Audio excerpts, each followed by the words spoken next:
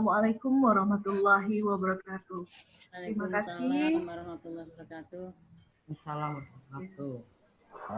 Terima kasih kami sampaikan kepada PIC Pak Bambang Sas, Bapak Dr. Bambang Sas, yang kali ini berinisiasi untuk melakukan pengabdian masyarakat kerjasama dengan kantor Kementerian Keagamaan wilayah Provinsi Jawa Timur beserta Fakultas Hukum Universitas Mula Warman Samarinda. Terima kasih juga kami ucapkan kepada Ibu Dr. Anda Umu Khairiyah Hanum. Selamat pagi Ibu, terima kasih atas kesediaannya mengisi pada pagi hari ini. Terima kasih juga kepada Ibu Lili selaku wakil dosen dari Unmul. Assalamualaikum Bu Lili, dan terima kasih kepada Dimas yang telah mengkoordinasi rekan-rekan dari Unmul Pengmas kali ini, dan juga terima kasih kepada adik-adik UNER minat hukum bisnis dan bisnis syariah yang dikoordinasi oleh Amara dan Putri. Oke, langsung saja acara pada pagi hari ini. Awal kita buka dengan ucapan Bismillahirrahmanirrahim. Bismillahirrahmanirrahim. Ya, acara berikutnya adalah kata sambutan. Terima kasih kepada Pak Agung, Dr. Agung Sujatmiko SHMH. Beliau adalah Ketua Departemen Hukum Perdata Fakultas Hukum Universitas Airlangga. Kepada Bapak Agung, kami persilakan. Baik, terima kasih Bu Fiska. Assalamualaikum warahmatullahi wabarakatuh. Waalaikumsalam warahmatullahi Bapak Ibu sekalian yang saya hormati, terima kasih telah menghadiri secara daring kegiatan pengabdian masyarakat dari Departemen Perdata Fakultas Hukum UNER yang kali ini bekerja sama dengan Kanwil Kemenak Jawa Timur, kemudian audinnya dari adik-adik mahasiswa Fakultas Hukum Universitas Mula Warman. Nah, saya menilai tepat audinnya ini karena apa? Karena sertifikasi halal ini kan untuk meningkatkan dan memberikan pengetahuan kepada masyarakat, khususnya adik-adik mahasiswa, calon-calon pemimpin bangsa ini di Kota Samarinda. Yang saya tahu Kota Samarinda itu kota religius. Ya, kita pernah pergi ke sana dulu. Kita sholat di Islamic Center-nya yang megah itu. Sehingga saya dan teman-teman beranggapan, wah, Samarinda ini kota religius. Makanya pagi hari ini saya pakai kopiah Pak Haji ini. Ya, untuk menghormati adik-adik dari Samarinda. Kemudian terima kasih kepada panitia, ya meskipun daring tapi telah bekerja dengan profesional sehingga semuanya berjalan dengan baik. Pada para pembicara, Pak Bambang dari Fakultas Hukum UNER, kemudian Bu Hanum dari Kemenak Kanwil Jatim, diucapkan terima kasih dan penghargaan yang setinggi-tingginya. Kemudian kepada Ibu Moderator, Bu Fiska, mohon nanti dikawal. Dan wabil khusus kepada peserta adik-adik mahasiswa dari Fakultas Hukum UNER dan Fakultas Hukum Universitas Mula Warman, terima kasih atas kehadirannya. Ya, meskipun hari Minggu biasanya hari santai, tapi kita beribadah, kita bekerja.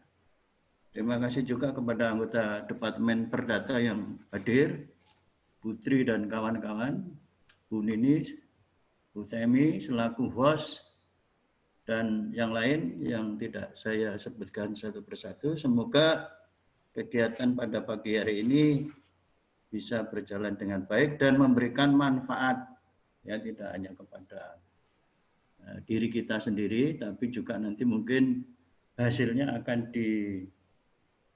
dikirim ke negara ya. Nanti laporan Penmasnya kan dikirim ke negara, sehingga negara dalam hal ini Kementerian Pendidikan dan Kebudayaan akan mendapat informasi yang baik. Tidak banyak yang saya sampaikan. Terima kasih sekali lagi kepada semua pihak, dan saya akhiri. Assalamualaikum warahmatullahi wabarakatuh. Waalaikumsalam warahmatullahi wabarakatuh. Waalaikumsalam warahmatullahi wabarakatuh. Waalaikumsalam warahmatullahi wabarakatuh. Terima kasih kepada Bapak Dr. Agung Sujatmiko atas sambutannya. Acara selanjutnya adalah sambutan dari Wakil Dosen Fakultas Hukum Universitas Mula Warman Samarinda kepada Ibu Lili Triana SHMH. Kami persilakan. Bismillahirrahmanirrahim. Assalamualaikum warahmatullahi wabarakatuh. Waalaikumsalam warahmatullahi wabarakatuh. Mohon izin, saya mewakili dari Universitas Mula Warman menyampaikan ucapan terima kasih yang sebesar-besarnya kepada panitia penyelenggara kegiatan pada pagi hari ini. Universitas Airlangga yang kemudian dihadiri oleh beberapa dosen dari hukum bisnis dan perdata seperti itu. Mohon maaf saya tidak menyimak satu persatu, mohon izin juga karena saya sedang berada di rumah dan situasinya kami saat ini sedang ada acara keluarga, tapi saya coba nanti sambil ini saja monitor, mungkin nanti ada suara-suara yang tidak ini saat saya memberikan sambutan, saya mohon maaf sekali lagi.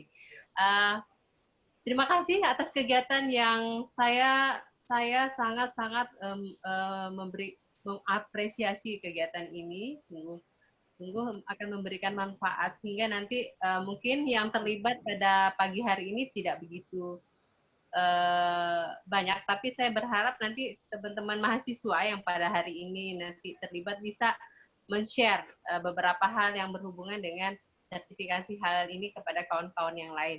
Terima kasih banyak untuk nanti kepada narasumber kami sampaikan.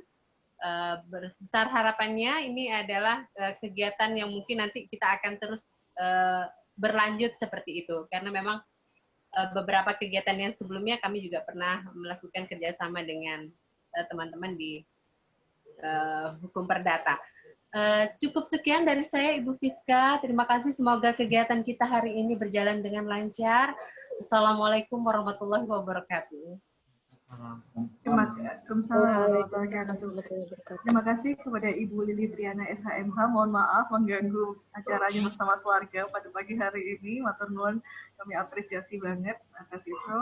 Oke, acara selanjutnya adalah wakil dari mahasiswa Universitas Mula Warman yang telah bersedia join dengan Universitas Airlangga. Kepada adik Dimas Arya ya, kami persilakan.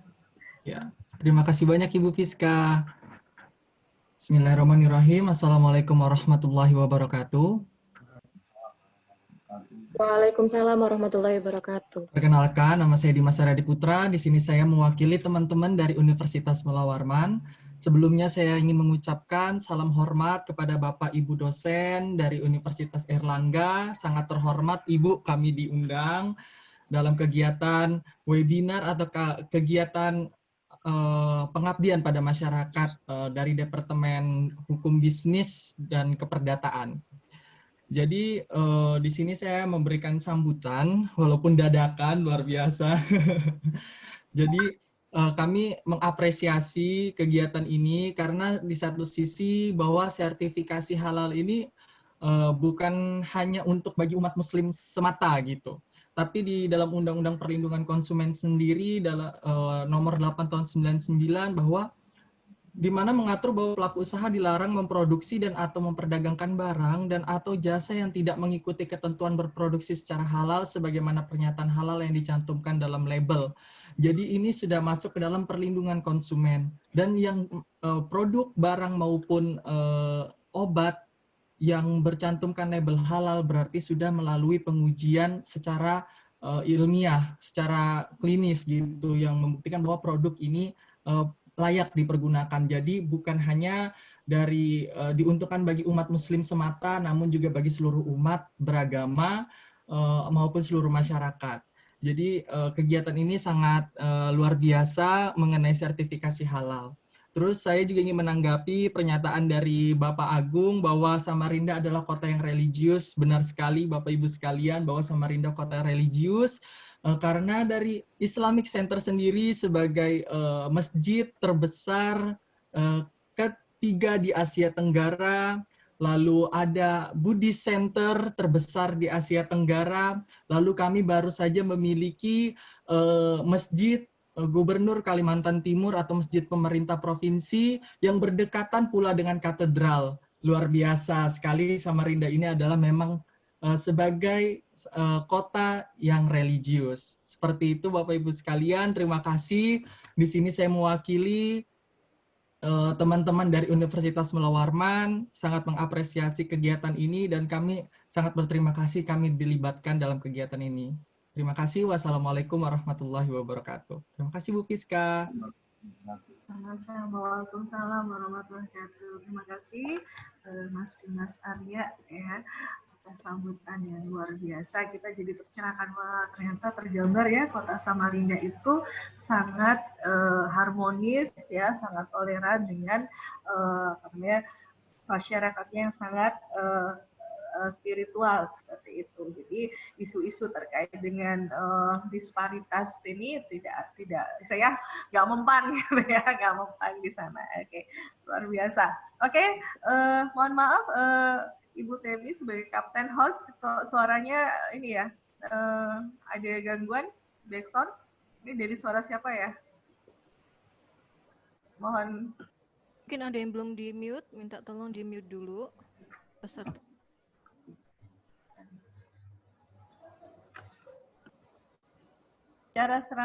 Acara selanjutnya adalah langsung saja kepada Bapak Dr. Bambang SHMH. Beliau selaku PIC sekaligus narasumber utama kita pada pagi hari ini akan berbagi terkait dengan bagaimana sertifikasi halal sebelum dan pasca diundangkannya Undang-Undang 33 tahun 2014 dan bagaimana terkait implementasinya, mungkin bisa cerita sedikit Pak Bambang. Kepada yang terhormat Bapak Dr. Bambang Sugeng Aryadi Subagiono SHMH, kami persilakan. Oh ya, sebelumnya CV dulu kali ya, di-share dulu, bisa saya bacakan sedikit CV beliau. Sebentar.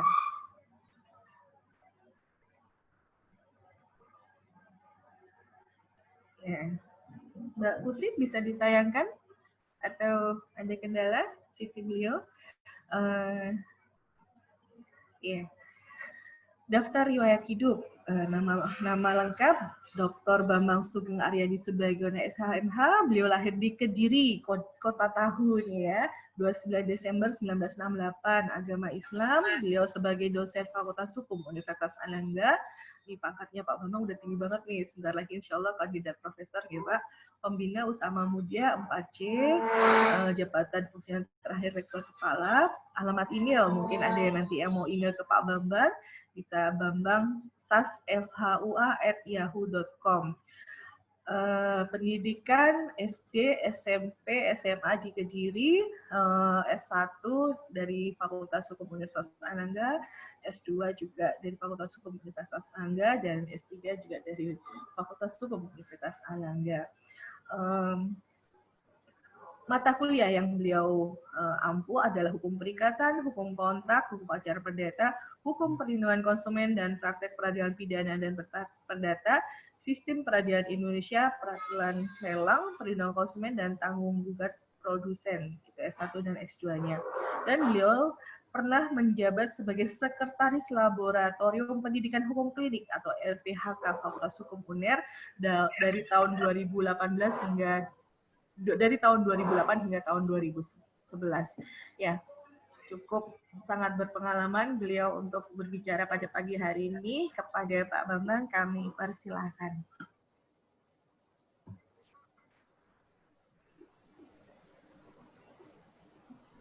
Assalamualaikum warahmatullahi wabarakatuh. Assalamualaikum. Saudara sekalian, sebelumnya saya berterima kasih pada Ibu Lili yang telah menjembatani acara ini. Mungkin kalau tanpa Bu Lili saya tidak bisa apa-apa ini, karena dialah yang mengkoordinir semuanya ini. Dan mohon jangan kapok Bu Lili untuk acara berikutnya. Mungkin dari teman-teman yang lain. Hari ini akan saya sampaikan dari tema pendampingan pengurusan sertifikat halal bagi mahasiswa di Fakultas Hukum Mula-Warman. Saya nanti hanya fokus ke Undang-Undang Perlindungan Konsumen. Karena pembicara yang kedua mungkin nanti lebih mendetail ya terkait dengan sertifikasi halal yang diatur di Undang-Undang Jaminan Produk Halal. Ya. Pertama-tama saya ingin memberitahukan terkait dengan pengurusan sertifikat halal ini. Ya. Mohon di halaman berikutnya untuk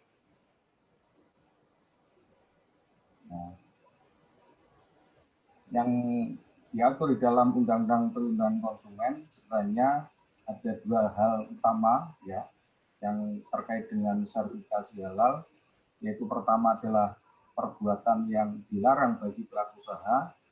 Nanti bisa dilihat di bab 4 UPK. UPK itu Undang-Undang Perlindungan Konsumen ya, untuk lebih mempersingkat penerbitan. Yang kedua adalah ketentuan pencantuman klausul baku. Ini juga hal yang sangat Saya Pak Bambang, suaranya mungkin agak lebih dekat soalnya menggema. Agak maju sedikit ya. Mungkin kalau dekat dengan laptop ya. Halo, tes. Ya. Sudah Mbak? Ya. Siap. Jadi ini dua hal yang terkait dengan pengaturan sertifikasi halal, yaitu perbuatan yang dilarang bagi pelaku usaha, dan mungkin hal yang berikutnya adalah kaitannya juga ada terkait dengan ketentuan klausul baku. Ini selanjutnya, kemudian kita akan membahas larangan bagi pelaku usaha. Nah, larangan yang pertama adalah terkait dengan memproduksi dan atau memperdagangkan. Ya. Ini ada beberapa hal. Maka yang harus kita pahami adalah pertama adalah standarisasi, kemudian berat atau isi bersih, kemudian ada UTTP, yaitu ukuran, takaran, timbangan, dan peralatan lain. Berikutnya kondisi jaminan, keistimewaan, dan kemanjuran, mutu dan komposisi, serta janji. Ini adalah larangan secara umum yang diatur di dalam UPK. Berikutnya,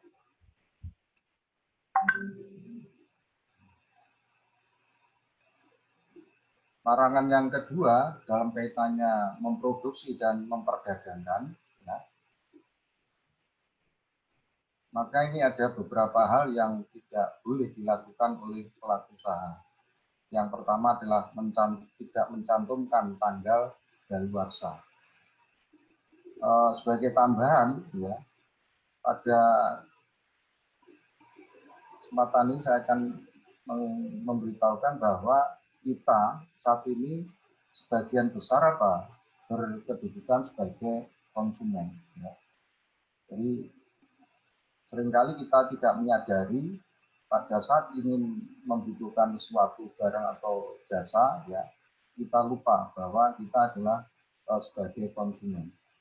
Terkhusus kalau di antara Bapak Ibu sekalian, kemudian saudara-saudara sekalian itu punya bisnis di rumah ya, entah itu menjual produk pangan ataupun jasa. Itu memang kedudukannya sebagai pelaku usaha.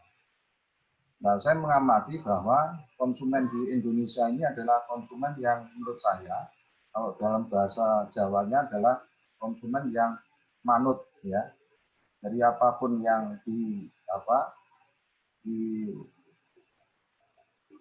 diproduksi ataupun dijual ataupun disajikan oleh pelaku usaha, seringkali kalaupun toh itu tidak sesuai dengan yang kita harapkan, ya paling kita hanya bisa menarik nafas dan berkata, ya sudahlah ya, seperti nyanyiannya seorang penyanyi ya sudahlah ya.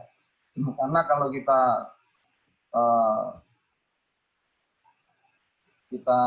pahami di dalam kehidupan kita, saat membeli sampo misalkan satu saset itu kan harganya Rp1.000. Kemudian kita sudah terpesona dengan apa yang ditampilkan di iklan ya. Iklannya itu kan ada seorang wanita menggunakan sampo itu, kemudian samponya berkembang ya, seperti penyanyi wanita itu ya. Bayangan kita memakai sampo itu juga kemudian rambut kita juga bisa mengembang. Ternyata malah rontok semua ya. Begitu ada kejadian seperti itu, ya, seringkali kita hanya mengatakan dalam hati, ya sudah tidak apa-apalah, cuma Rp1.000. Ya. Kalau Rp1.000 itu kemudian kita akan menegakkan hak kita, maka sudah kebayang untuk masuk ke pengadilan, ya, berprosesnya. Belum lagi kita tidak memahami tentang ada satu badan yang sebenarnya itu adalah tanpa biaya, yaitu BPSK. Nanti akan saya tahukan juga terkait dengan BPSK, yang kadangkala kita tidak memahami arti pentingnya BPSK itu.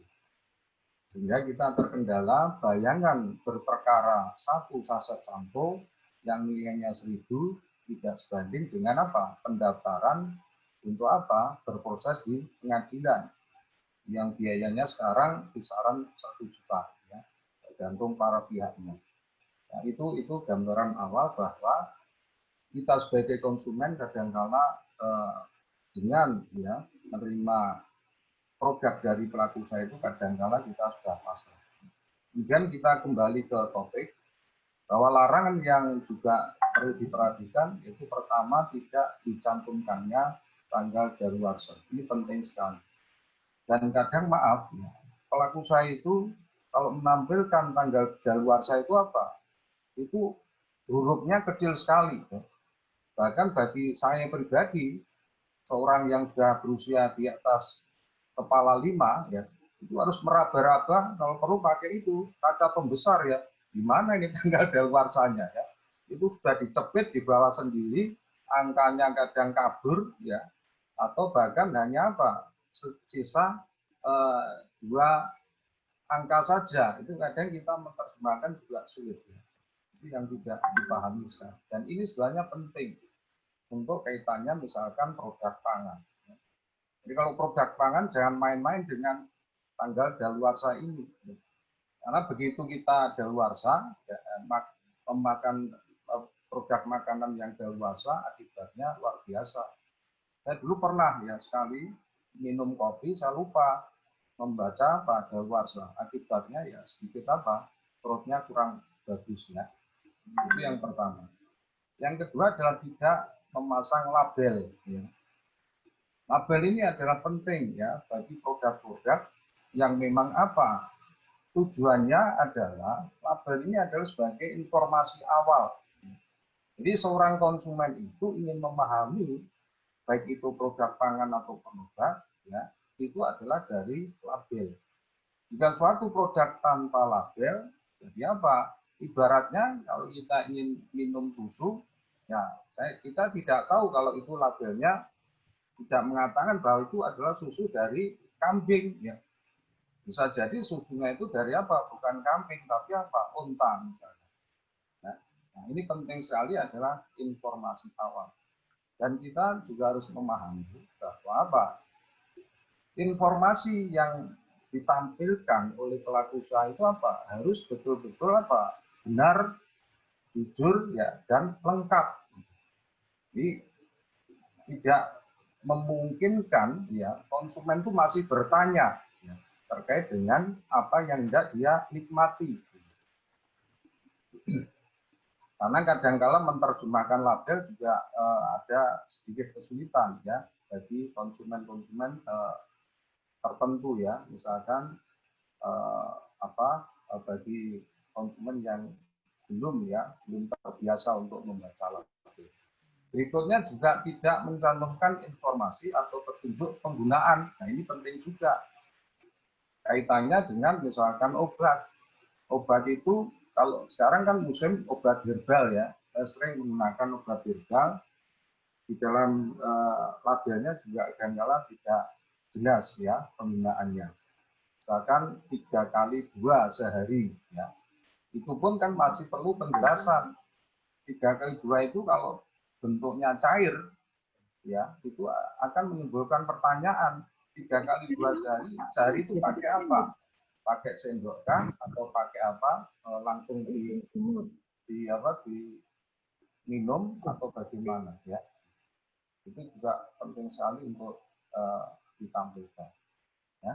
Berikutnya, tidak mengikuti ketentuan reproduksi secara halal. Nah, ini nanti kaitannya dengan apa? Pembicaraan kita hari ini ya. Ini adalah penting ya, karena apa? Sejak tahun 2014 melalui Undang-Undang Nomor 33, maka apa? Semua produk ya sejak diundangkannya undang-undang ini, kemudian sampai tahun 2019 ya, bulan September kalau tidak keliru, itu wajib ya. Pilihannya hanya 2. Apakah menampilkan label halal ataukah menampilkan apa? Label tidak halal. Itu adalah opsi yang wajib untuk apa? Diikuti oleh pelaku usaha. Namun sebelum ada Undang-Undang Nomor 33 tahun 2014, label halal ini adalah apa? Sifatnya sukarela ya. Jadi pelaku usaha boleh untuk menampilkan atau tidak. Nah, kenapa ini penting? Karena kita harus pahami bahwa ya, di negara kita ini hampir sebagian besar adalah apa? Masyarakat Muslim ya. Apalagi tadi dari perwakilan mahasiswa Unmu, saya lupa namanya tadi, itu kan di sana apa? Masyarakat yang religius ya. Ini penting sekali untuk nanti apa? Sebelum mengkonsumsi ya, baik itu produk pangan ataupun obat ya, itu jelas tentang apa? Kehalalannya ya. Jadi jangan sampai ada campuran-campuran dengan produk itu adalah produk yang tidak sesuai dengan apa. Yang berikutnya adalah pencantuman klausula baku yang merugikan konsumen ya. Ini PPT-nya mungkin bisa diklik lagi. Nah, ya. Ini seringkali pada periode 2 tahun terakhir saya sering diminta untuk memberikan pendapat terkait klausula baku ini. Terakhir di PIK ya, Jakarta, saya diminta untuk memberikan pendapat terkait dengan jual beli ruko ya, di mana di sana dalam perjanjian dalam bentuk perjanjian baru, dan kalau dilihat sepintas memang ada pelanggaran di dalam apa? Undang-Undang Perlindungan Konsumen terkhusus yang mengatur klausula baku di pasal 18 ya.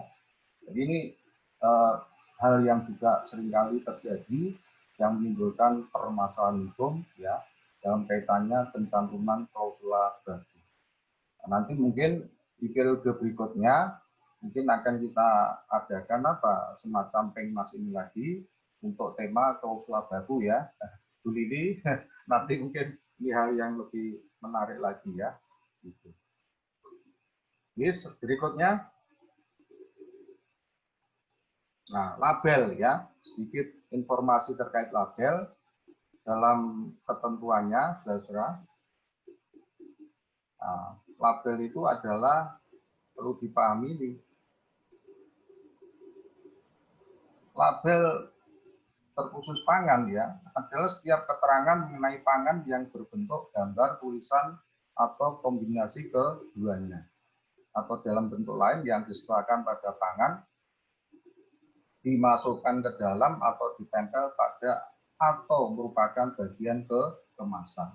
Jadi kalau kita membeli suatu produk, ya, maka mau tidak mau apa, di produk itu, baik itu dalam bentuk botol atau kemasan yang lain, itu sudah terbaca informasi mengenai apa produk tersebut, ya. Itu terkait dengan produk mengenai label, ya. Berikutnya, nah pertanyaannya di dalam label itu apa yang harus ada, ya. Nanti saudara-saudara sekalian bisa melihat ini dasar hukumnya ada 3, ya. Undang-Undang 18 tahun 2012, PP 69 tahun 1999, kemudian ini peraturan Kepala BPOM juga, ya, nanti bisa dilihat. Di dalam ketiga ketentuan ini, label itu harus ada beberapa hal. Yang pertama nama produk, ya. Nama produk itu sebenarnya kan harus membedakan dengan nama produk yang lain, ya. Yang kedua adalah daftar bahan yang digunakan, ya. Nah, kalaupun toh bahannya banyak, ya mau tidak mau harus masuk di dalam label tadi, ya. Kemudian berat bersih atau isi bersih, ya. Terkait ini saya pernah, ya, membeli yang namanya produk ikan dalam kemasan, ya. Itu saya membaca isinya adalah sekian apa namanya, apa ya, kalau cair itu apa ya, pakai besaran cair, ya. Itu saya melihat bahwa wah ini ikannya lumayan banyak nanti, ya. Nah, ternyata apa? Begitu saya buka ikannya cuma 1, yang lainnya berupa apa? Itu saus, ya, saus. Jadi saya juga wah ini berat bersihnya menurut saya apa, kurang tepat karena di dalamnya apa, banyak campuran cairnya tapi ikannya apa, hanya 1, ya, gitu. Kemudian yang berikutnya nama dan alamat pihak yang memproduksi, ya. Ini juga kadangkala pelaku usaha juga salah dalam memberikan informasi, ya, terkait nama dan alamat ini, ya. Ini misalkan diproduksi oleh PT, ya, Maju Mundur Tangerang Indonesia, ya, misalkan. Tangerang itu kan banyak, ya. Nah, Tangerang itu Tangerang mana, misalkan, ya. Itu kadangkala hanya disebutkan secara sekilas, ya. Yang penting kaitannya dengan pembicaraan kita hari ini adalah ini. Dalam ketentuan, ya, pelabelan memang sudah diwajibkan adanya apa? Keterangan tentang bahannya. Ya. Yang terakhir adalah tanggal, bulan, dan tahun kadaluarsa, ya. Jadi nanti saudara sekalian kalau membeli suatu produk, nah tolong dilihat tentang 6 item ini, ya. 6 item ini adalah pengaturan yang memang nanti harapannya, ya, sesuai dengan harapan UPK, yaitu memberikan apa? Suatu kejujuran, ya. Kejujuran pelaku usaha dalam kaitannya memberikan informasi melalui label, ya. Nah, berikutnya terkait dengan UPK nanti bisa dipahami di pasal 4-nya huruf C, ya. Ini yang penting sekali, kadangkala pelaku usaha itu kadangkala merupakan hak konsumen yang paling utama, yaitu konsumen itu berhak atas informasi benar, jelas, dan jujur, ya. Jadi bukan hanya informasi yang nanti konsumen memahami secara sekilas, tidak, tapi harus benar, jelas, dan jujur, ya, sedetil-detilnya. Itu memang UPK mengatur hal yang demikian adalah dalam kaitannya ini tujuan utamanya adalah melindungi konsumen, ya. Konsumen ini kalau terkait dengan labelisasi halal adalah konsumen yang memang kita pahami konsumen kita ini apa? Mayoritas muslim, ya. Kalau mayoritas muslim pasti kita bertanya seperti produknya KFC, saya itu sering guyonan di kelas itu, bagaimana cara apa menyembelih ikan di KFC, ya. Apakah digantungnya itu bersama-sama kemudian bismillah itu bengok itu atau bagaimana, ya, gitu. Tapi memang ada mekanisme yang sudah diatur, ya, terkait dengan penyembelihan produk semacam itu, ya, apa ayam, ya. Nah, itu nanti bisa lebih dipahami di dalam pembahasan untuk materi yang berikutnya ya dari pembicara yang kedua. Selanjutnya langsung saja untuk kaitannya dengan Undang-Undang Nomor 33 Tahun 2014 nanti akan dipahami bersama ya, disampaikan oleh pembicara kedua. Maka untuk berikutnya kita langsung saja ke slide ketentuan pidana ya untuk mempersingkat ya. Jadi UPK itu ya, ini nanti akan dipahamkan oleh pembicara kedua nih. Halo. Ini langsung ke halaman 16. Jadi biar tidak tumpang tindih pembicaraan kita langsung ke kaitannya dengan pengaturan sanksi. Ya. Jadi UPK maupun undang-undang ya jaminan produk halal memberikan sanksi pidana. Ya. Kalau undang-undang jaminan produk halal itu langsung mengarah ke aspek kepidanaan. Ya. Tujuannya apa? Ini akan memberikan suatu bagi pelaku usaha itu suatu ketakutan ya agar jangan sampai masalah halal ini dianggap hal yang sepele ya, karena sanksi pidananya tidak main-main, yaitu ini berapa 5 tahun ya atau denda 2 miliar ya. Kalau produk itu misalkan produk yang baru berkembang ya, adanya sanksi ini betul-betul memberikan efek jerah ya. Bukan hanya produk yang sedang berkembang, ya. Kalau kita membicarakan tentang sanksi pidana di UPK, sekelas itu developer PIK itu aja kemarin juga gemetaran ya, dengan adanya sanksi ini 2 miliar. Belum sanksi dari Dari sanksi sosial ya. Tentu pihak-pihak sebagai pelaku usaha yang sudah menapaki ya. Untuk mengangkat nama ya dari produk yang dia produksi, ini adalah suatu hal yang akan memberikan suatu dampak luar biasa kalau sampai nanti ya dia sebagai pelaku usaha terkena sanksi pidana ya. Sebenarnya aturan ini adalah sejalan dengan aturan di dalam UPK ya, di pasal 62 itu juga memberikan suatu sanksi sampai dengan sanksi pidana 5 tahun dan juga denda 2 miliar rupiah. Tapi mohon dipahami, ketentuan pidana ya kaitannya dengan denda ini ya, jangan kita berharap sebagai pelapor nanti akan mendapatkan 2M, tidak ya.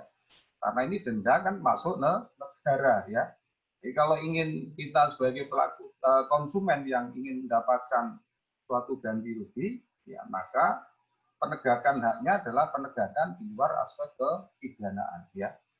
Namun dalam praktek ya, penegakan aspek kepidanaan ini adalah memberikan suatu keuntungan ya bagi pihak-pihak yang merasa dirugikan. Seringkali ini adalah penegakan awal ya yang nantinya akan memberikan dampak luar biasa kaitannya dengan tuntutan ganti rugi ya. Di dalam UPK nanti bisa dilihat di pasal 19, di sana bisa ya kita melakukan suatu gugat ganti rugi. Kalau di UPK itu penegakan haknya bisa dari aspek kepidanaan maupun aspek keperdataan ya. Dan aspek keperdataan ya, ini slide di sini mungkin ada tambahan 1 slide belum bisa tampil ya. Itu saya memberitahukan bahwa bagi konsumen perorangan, ya, bila mana dirugikan, nanti bisa mengajukan gugatnya ke Badan Penyelesaian Sengketa Konsumen. Nah, BPSK itu mempunyai keunggulan satu, ya, itu biayanya Rp0 ya. Tapi kalau kita memaksakan mengajukan gugatan ke pengadilan, ya kita harus siap-siap dulu. Misalkan tadi beli 1 saset sampo yang nilainya 1.000, maka kalau kita hendak mengajukan ke pengadilan, ya kita harus siap-siap apa? Menambah biaya sampai sekitar kisaran apa? 1 jutaan. Belum kalau kita menggunakan apa? Pengacara, ya. Maka memang ada alternatif, ya, pemilihan penyelesaian sengketa keperdataan baik melalui lembaga di luar peradilan maupun lembaga peradilan. Tapi memang kalau bagi saya pribadi, ya, maka kita harus melihat ketentuan di dalam pasal 46, ya, ayat 1 junto ayat 2 Undang-Undang Perlindungan Konsumen, yang mana menurut saya adalah apa? Kerugian yang diderita oleh seorang konsumen bisa ditegakkan melalui apa? Badan Penyelesaian Sengketa Konsumen, BPSK setempat, ya. Nah, saya yakin di mana di Samarinda sudah ada, ya, itu ya, yang terdekat di konsumen. Kemudian kalau biasanya produk ini kan tidak hanya memberikan kerugian bagi seorang konsumen, tapi konsumen yang berjamaah, ya. Apalagi untuk sertifikat halal, saya yakin kalau ini ada pelanggaran pencantuman atau pelabelan sertifikat halal, tidak hanya merugikan seorang, tapi sekian, ya, ratus juta, ya. Dari siapa? Dari konsumen muslim, ya. Karena ini adalah dampaknya luar biasa, ya. Maka bagi konsumen yang lebih dari satu konsumen, maka penegakan haknya, ya, itu adalah apa? Melalui pengadilan negeri, tapi ingat dengan menggunakan apa? Dengan menggunakan lembaga class action, ya. Itu sudah diatur juga di pasal 46, ya, Undang-Undang Perlindungan Konsumen. Bisa secara bersama-sama melalui keterwakilan, ya, untuk mengajukan gugat di pengadilan negeri. Menurut saya ini saudara-saudara yang bisa saya sampaikan. Mohon maaf mungkin tidak lengkap, ya, karena tadi memang ada dari Bu Friska mengharapkan saya tidak terlalu lama, karena pembicara kedua itu materinya nanti akan lengkap, ya, membahas terkait dengan apa? Sertifikasi ini. Dan mungkin kalau nanti ada beberapa yang kurang jelas, bisa disampaikan di sini. Kalau kurang jelas lagi kaitannya dengan gugat-menggugat, ya bisa bertanya di luar forum ini, ya. Ya, nanti bisa kita sharing-sharing untuk pelaksanaan penegakan hak ini. Terima kasih Bu Friska dan saudara-saudara sekalian. Semoga apa yang saya sampaikan bisa bermanfaat, ya. Dan saya mengharapkan kerjasama ini tidak berhenti di sini saja. Terima kasih semuanya. Wassalamualaikum warahmatullahi wabarakatuh. Waalaikumsalam warahmatullahi wabarakatuh. Terima kasih kepada Bapak Dr. Bambang Sas selaku pembicara pertama sekaligus PAC pada acara pagi hari ini. Ini ada yang menanyakan mungkin, ini sertifikasi halal, tapi kok audiensnya mahasiswa gitu ya? Audiensnya kok dosen dan mahasiswa? Karena di masa pandemi ini kita harus kreatif gitu ya, di mana mahasiswa ini dimotivasi atau disupport atau di encourage untuk menjadi entrepreneurship muda gitu ya. Jadi masa pandemi kita harus kreatif, apalagi istilahnya jual beli online gitu ya. Itu sekarang tuh sangat luar biasa perkembangannya, dan lebih kreatif gitu, adik-adik yang cewek-cewek gitu ya, hal-hal yang sebenarnya udah mungkin sudah second gitu, barang-barang second masih tetap imut dan lucu bisa diberdayakan gitu. Tapi harus ingat jangan abai terkait dengan sertifikasi halalnya seperti itu. Atau kemudian adik-adik juga kreatif memasak segala macam, ini kan jadi jangan sampai kita abai sertifikasi halalnya. Demikian juga mas-masnya terkait dengan jasa, demikian juga dengan mungkin kreatif juga bikin makanan-makanan seperti itu. Nah, ini kembali lagi kita jangan sampai abai sertifikasi halalnya. Nah, gimana caranya supaya adik-adik ini tetap kreatif, tetap profit itu masuk dengan tetap memperhatikan sertifikasi halal sesuai dengan peraturan perundang-undangan di Indonesia. Caranya tuh gimana, pintu masuknya tuh kemana, jangan sampai salah masuk pintu gitu ya. Meminta perizinan itu kita sudah kehadiran, sudah datang kepada kita Ibu dari beliau adalah wakil dari kantor wilayah Kementerian Agama Jawa Timur. Beliau ini adalah luar biasa, kita hadirkan beliau sebagai Ketua Satuan Tugas Badan Penyelenggaraan Jaminan Produk Halal. Beliau adalah Dr. Anda Ummu Khairiyah Hanum. Assalamualaikum warahmatullahi wabarakatuh. Ibu Hanum yang biasa kita akrab panggil Ibu Hanum. Saya udah sempat lihat di channel YouTube Ibu terkait dengan serunya Ibu berdiskusi ya terkait dengan sertifikasi halal ini, luar biasa. Nah, ini adik-adik mungkin nanti juga bisa saya share ke ini chat ini, mungkin adik-adik bisa lebih jelas juga. Ibu pernah Bu Hanum ini udah di YouTube udah ada beberapa tampilan beliau menjelaskan tentang sertifikasi halal. Jadi ini adik-adik muda ini Bu Hanum. Jadi monggo untuk istilahnya diarahkan atau dibimbing, diberi jalan gimana sih caranya supaya bisa menjadi entrepreneur muda tapi tetap peduli dengan halal produk gitu ya, industri halal produk ya, kosmetik ya, makanan dan segala macamnya.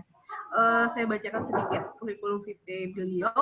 Beliau adalah bernama lengkap beliau adalah Dr. Anda Ummu Khairiyah Hanum, panggilannya Ibu Hanum, institusi Kanwil Kementerian Agama Provinsi Jawa Timur, alamat rumah beliau di Noyo, Buntu nomor 11 Surabaya, kantor Raya Bandara Juanda nomor 26 Sidoarjo. Nomor telepon yang bisa dihubungi HP mungkin ya sekarang 081-330-331-7100. Nah, email yang bisa dihubungi mungkin adik-adik pengen tanya-tanya gitu ya terkait dengan produk-produk yang ini dipasarkan, gimana caranya bisa email ke halal.jatim@gmail.com. Nah, ini mungkin yang Samarinda gimana? Nah, ini mungkin bisa adik-adik compare gitu ya. Sebenarnya sama aja kayaknya peraturannya dimanapun ya, karena ini kan undang-undangnya sama gitu ya. Riwayat pendidikan beliau S1 YIN Sunan Ampel Surabaya. Riwayat jabatan beliau adalah Kepala Si Produk Halal dan Pembinaan Syariah gitu ya. Nah, berarti beliau ini benar-benar melakukan literasi kepada masyarakat terkait dengan bagaimana produk halal dan masyarakat menjadi syariah compliance di tengah masyarakat. Demikian juga beliau adalah Kepala Si Bina Paham Keagamaan dan Kepustakaan Islam. Ya, demikian yang bisa saya sampaikan. Adik-adik jangan sia-siakan kesempatan ini. Nanti silakan di akhir beliau pemaparan bisa raise hand atau bisa chat ya terkait dengan ke Pak Bambang, maupun harus dijelas ya, jadi ditujukan kepada Pak Bambang atau Ibu Hanum. Kepada Ibu Hanum kami persilahkan. Terima kasih Bu Fiska. Assalamualaikum warahmatullahi wabarakatuh. Yang kami hormati Rektor dari UNER dan UNMUL. Ini sebuah agenda yang sangat mulia, Bu Fiska, bisa mengadakan kegiatan pendampingan untuk para mahasiswa, anak-anak muda kita dalam hal sertifikasi halal. Memang sekarang eranya era ekonomi milenial ya, anak-anak muda sekarang semangat untuk mengarah pada perkembangan perekonomian. Kami terima kasih sekali pada panitia di mana Kanwil Kementerian Agama dalam hal ini posisi sebagai satuan tugas BPJPH telah diberikan kesempatan untuk bisa menyampaikan sosialisasi terkait regulasi halal, yaitu Undang-Undang Nomor 33 Tahun 2014. Para peserta semuanya, semua ini perlu kita syukuri, patut kita banggakan, di mana negara kita Indonesia telah berhasil melahirkan undang-undang tentang jaminan produk halal.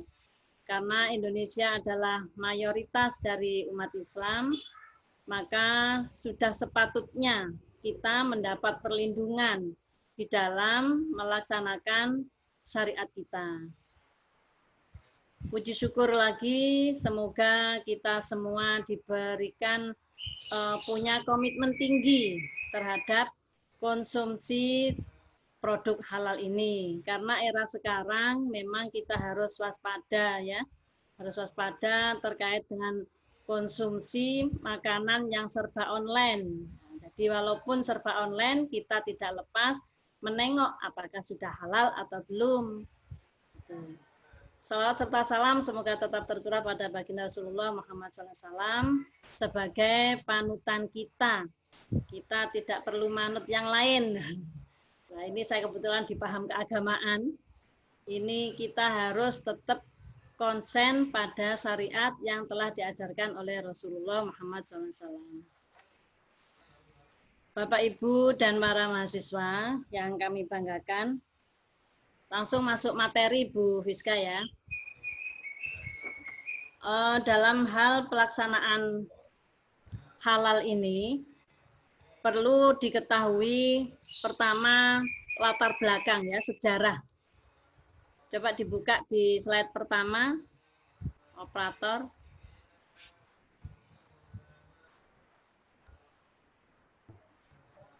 Sejarah singkat. Sejarah singkat halal di Indonesia. Jadi halal di Indonesia ini perjuangannya lama sekali. Kami ingat pada saat kami sambil menanti slide yang pertama.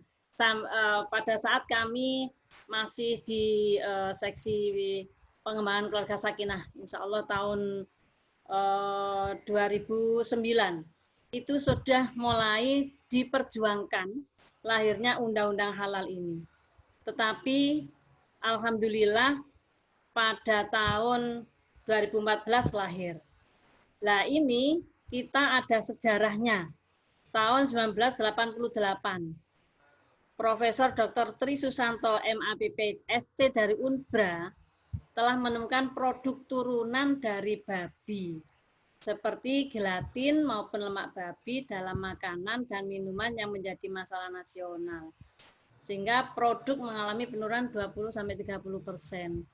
Karena kita mayoritas umat Islam. Jadi otomatis begitu terdengar langsunglah kita menghindari itu.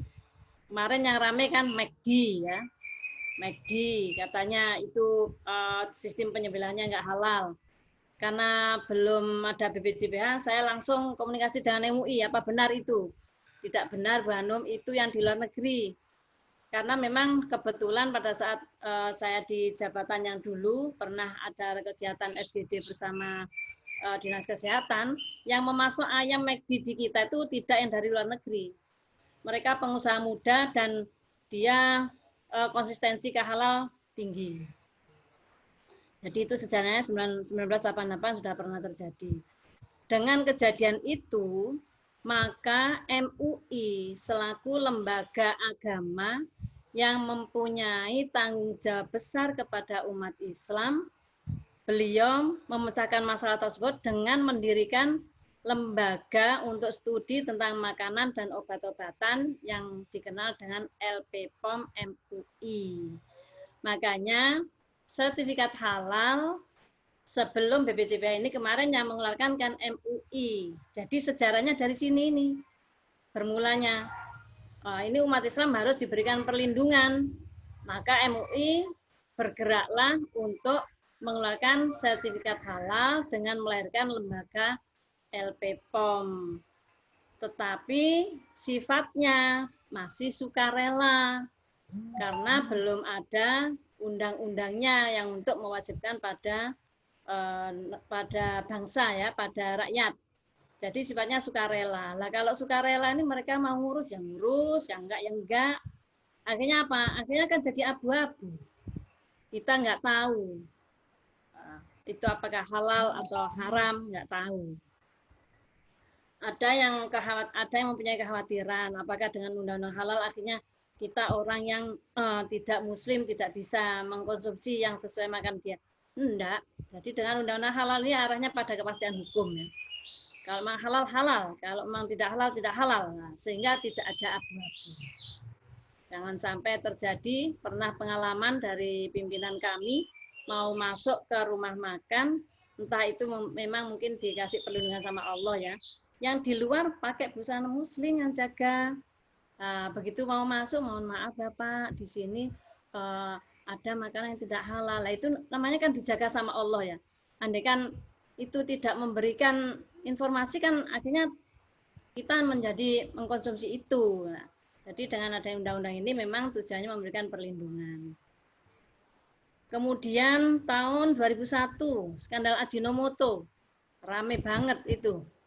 Dikatakan bahwa bahannya ada dari babi, ada zat yang berasal dari babi.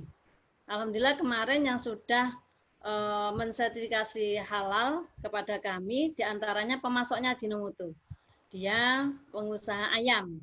Jadi bahan untuk Ajinomoto, dan Ajinomoto eksis dengan kehalalan itu karena tanpa sertifikat halal dia tidak mau menerima. Sampai karena ini prosesnya sertifikat sekarang ini kan masih belum bisa ideal ya waktunya karena masa transisi ini, sehingga masih makan waktu lama. Itu sampai ya Allah Banum gimana ini punya saya nggak bisa diterima di Ajinomoto. Ya sabar dulu, kita bantu kasih surat keterangan untuk menyatakan bahwa ini memang benar-benar mengurus sertifikat halal.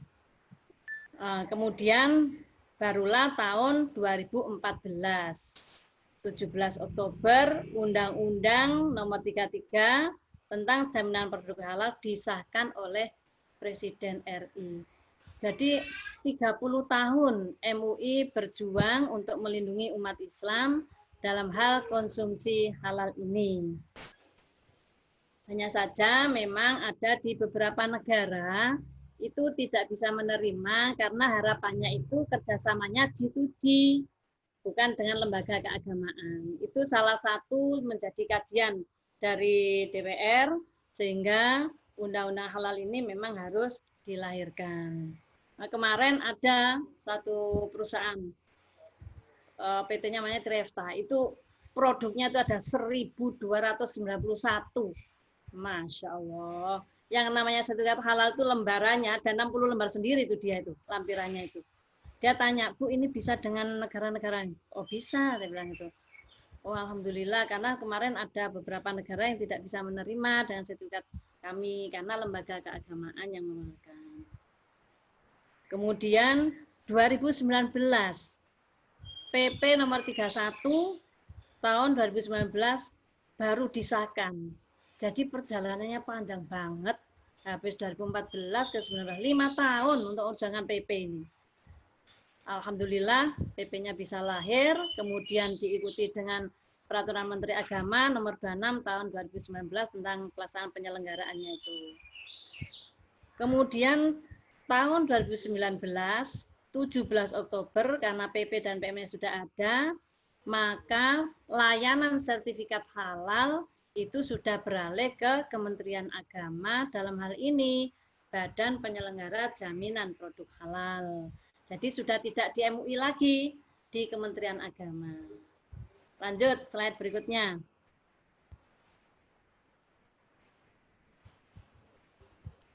Slide berikutnya latar belakang terbitnya undang-undang.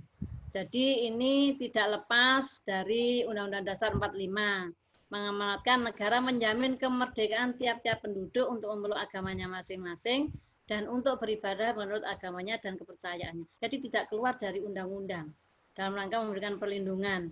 Kemudian bahwa untuk menjamin setiap pemeluk agama untuk beribadah dan menjalankan ajaran agamanya, negara berkewajiban memberikan perlindungan dan jaminan tentang kehalalan produk yang dikonsumsi dan digunakan masyarakat.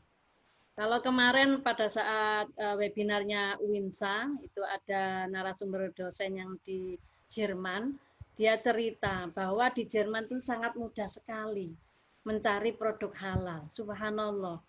Jadi rumah makan sudah pada berlabel di sana. Harapan kita dengan adanya undang-undang ini, para masyarakat segera untuk melakukan pengurusan sertifikat halal.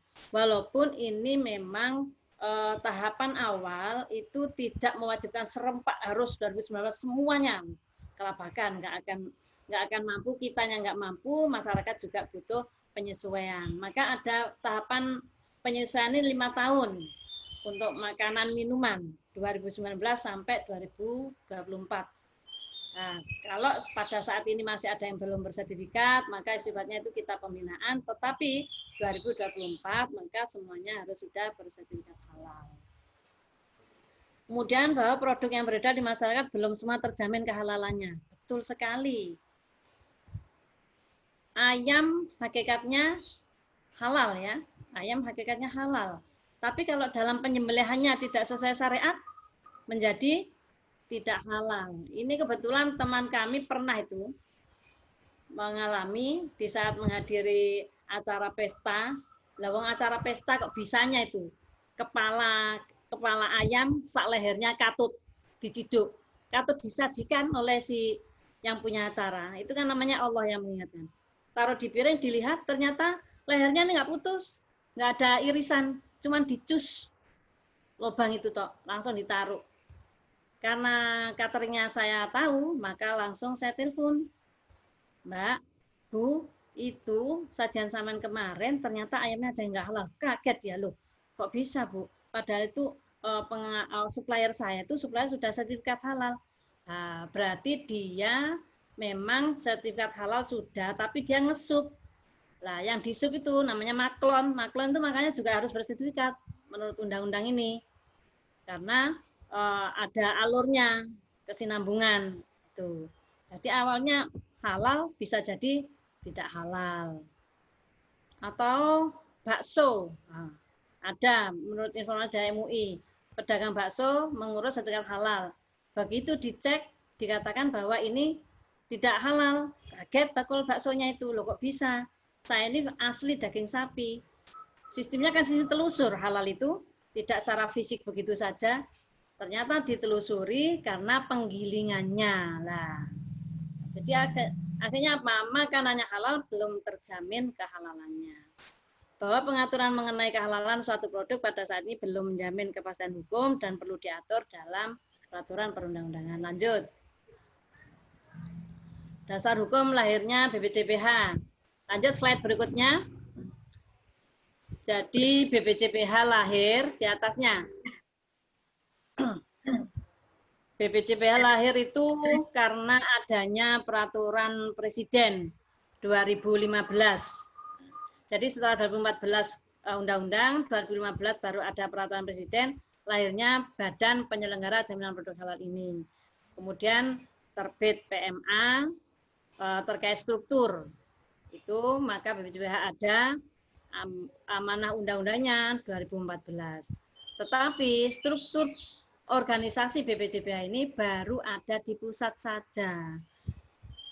Di undang-undang sebenarnya di provinsi bisa menjadi perwakilan, tetapi ini masih dalam diskusi dengan Menpan RB, jadi belum terwujud. Makanya kami di Kanwil ini sebagai satgas. Tugasnya tugas tambahan. Tugas tambahan bisa menyelesaikan tugas pokok ini Bu Fiska. Saya ini setiap hari, subhanallah, alhamdulillah masyarakat giat untuk sertifikat halal. Lanjut.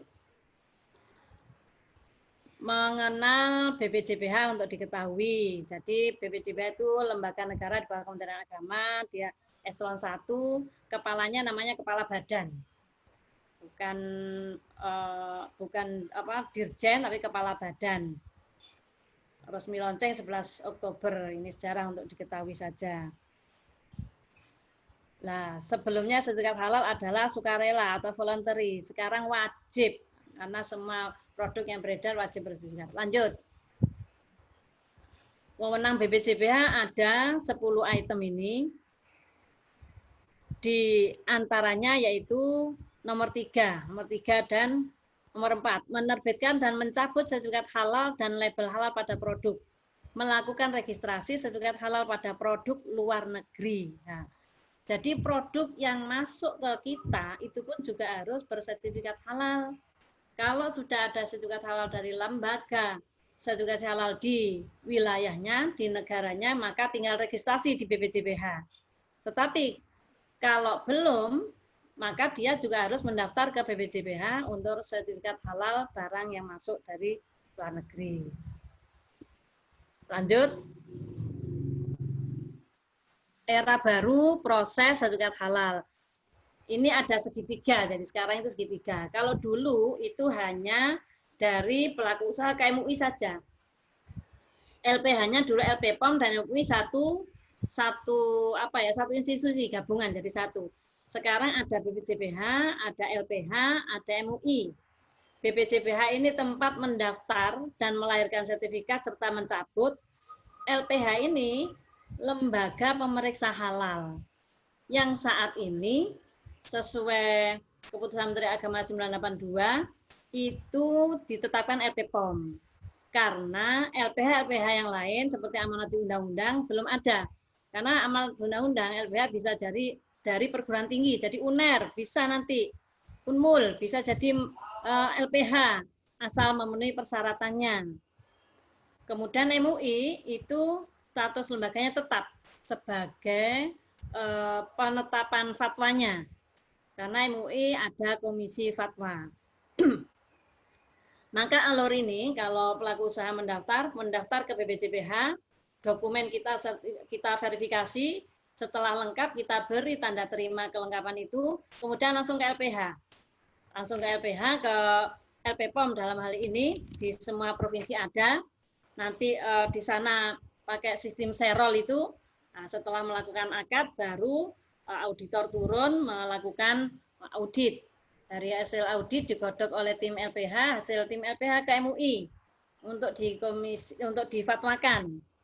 Dari hasil fatwa dikeluarkan surat keterangan SPKP, surat penetapan kehalalan produk.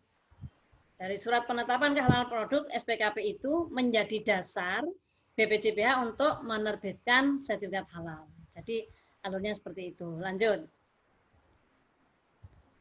Lanjut slide berikutnya. Penyelenggaraan jaminan produk halal bertujuan dalam pasal 3 memberikan kenyamanan, keamanan, keselamatan, dan kepastian ketersediaan produk halal bagi masyarakat dalam mengonsumsi dan menggunakan produk. Jadi kalau memang sudah ada sertifikat halal, sudah ada label halal, kita kan sudah nggak ragu lagi. Bagaimana kalau mereka nakal? Ya, yang tanggung jawab ya mereka lah. Masa kita ya, yang tanggung jawab ya penjualnya, itu tanggung jawab kepada Allah. Makanya tadi ada yang sudah disampaikan oleh Pak Bambang ya, narasumber pertama, termasuk dalam perlindungan konsumen. Di kita ada pidananya. Yang dipidana bukan kok yang tidak bersertifikat, yang sudah bersertifikat kok tidak menjaga kehalalan, maka kena 2M. Nah, tadi kan. Karena memang kehalalan ini bisa jadi ujian ya, ujian yang biasanya kalau pakai ini loh enak, gurih, kalau diganti nanti rasanya berubah. Nah ini kan ujian ini, khawatir kalau dagangannya nggak laku. Pernah saya mendampingi pengawasan dari BPJPH ke sebuah hotel. Kalau hotel yang disertifikasi bukan hotelnya, tetapi restonya. Pada saat itu kita ketemu chefnya, dia memang komitmen tinggi dengan produk halal. Jadi pernah ditegur sama pimpinan hotelnya, ownernya. Dia menyajikan menunya itu menu Cina. Menu Cina itu akan ada ramuannya yang memang harus dipakai itu. Tapi dia tidak mau, karena dia kan muslim. Tidak, saya tidak mau. Sudah saya pakai ini sudah enak. Sampai diancam mau dipecat. Oke lah kalau dipecat tidak apa-apa, saya mau keluar. Ternyata apa? Orang konsistensi dengan agama itu tetap mendapat perlindungan Allah. Akhirnya ya mengikuti pada chef itu. Kemudian meningkatkan nilai tambah bagi pelaku usaha untuk memproduksi dan menjadi produk halal. Ini sudah banyak para pengguna barang, para produsen itu sudah mengatakan pada kami, Bu, minta tolong bisalah prosesnya segera karena pengguna produk kami nggak mau kalau nggak ada sertifikat. Alhamdulillah, berarti kan semua sudah berkomitmen tinggi terhadap sertifikat halal. Memang hakikatnya intinya itu sebenarnya bukan pada sertifikat ya, pada inti pengawasan sebenarnya, bagaimana sejauh mana pelaksanaannya itu, bagaimana sistem produknya. Tetapi sertifikat ini kan sebagai, kalau orang era sekarang casing ya bahasanya, HP dilihat casingnya. Kalau pertama itu sudah kita tahu labelnya, kita kan sudah aman, sudah nyaman. Oh alhamdulillah sudah, berarti kita enak masuk lah gitu. Tapi nanti berikutnya memang pengawasan ini yang paling tinggi pekerjaan kami. Lanjut, regulasi penyelenggaraan jaminan produk halal ini untuk diketahui teman-teman mahasiswa ya, kalian para intelektual ya. Ya, jadi kami berharap bisa ikut mensosialisasikan tentang jaminan produk halal ini. Kami terima kasih sekali program ini, program pendampingan tentang sertifikasi halal. Ini beberapa regulasinya, ada undang-undang, ada PP 31, PMA, semua ini menjadi dasar pelaksanaan jaminan produk halal. Lanjut. Ketentuan umum. Jadi yang dikatakan produk itu apa sih? Di sini produk adalah barang dan atau jasa yang terkait dengan makanan, minuman, obat, kosmetik, produk kimiawi, produk biologi, produk rekayasa genetik, serta barang gunaan yang dipakai, digunakan, atau dimanfaatkan oleh masyarakat. Jadi terkait semua bentuk produk itu harus bersertifikat halal. Ada yang sudah datang ke kami, jasa mobil angkut. Saya bilang mobil kok disertifikatkannya apanya, saya gitu. Enggak Bu, soalnya saya ini kan ngangkut daging. Lah pengguna kami minta ada sertifikat. Oh, ini masuk jasa. Jadi dia memang melakukan pengangkutan daging. Produk halal adalah produk yang telah dinyatakan halal sesuai dengan syariat Islam. Produk yang masuk beredar dan diperdagangkan di wilayah Indonesia wajib bersertifikat halal. Ini wajib karena sudah ada undang-undangnya. PPH itu yaitu proses produk halal adalah rangkaian kegiatan untuk menjamin kehalalan produk mencakup penyediaan bahan. Dimulai dari penyediaan bahannya, pengolahan, penyimpanan, pengemasan, pendistribusian, penjualan, dan penyajian produk. Jadi makanya di dalam pengurusan sertifikat halal itu ada persyaratan pelaku usaha harus membuat diagram alur proses. Kalau nggak bisa membuat diagram ya UKM ya sudah pokoknya tulis narasi lah urut-urutannya bagaimana, saya bilang gitu. Yang penting itu tahu urutannya itu apa ya, prosesnya. Membuat keripik itu prosesnya dari mentah itu diapain, dikupas, dicuci, direbus, dikasih apa itu semuanya ada. Lanjut.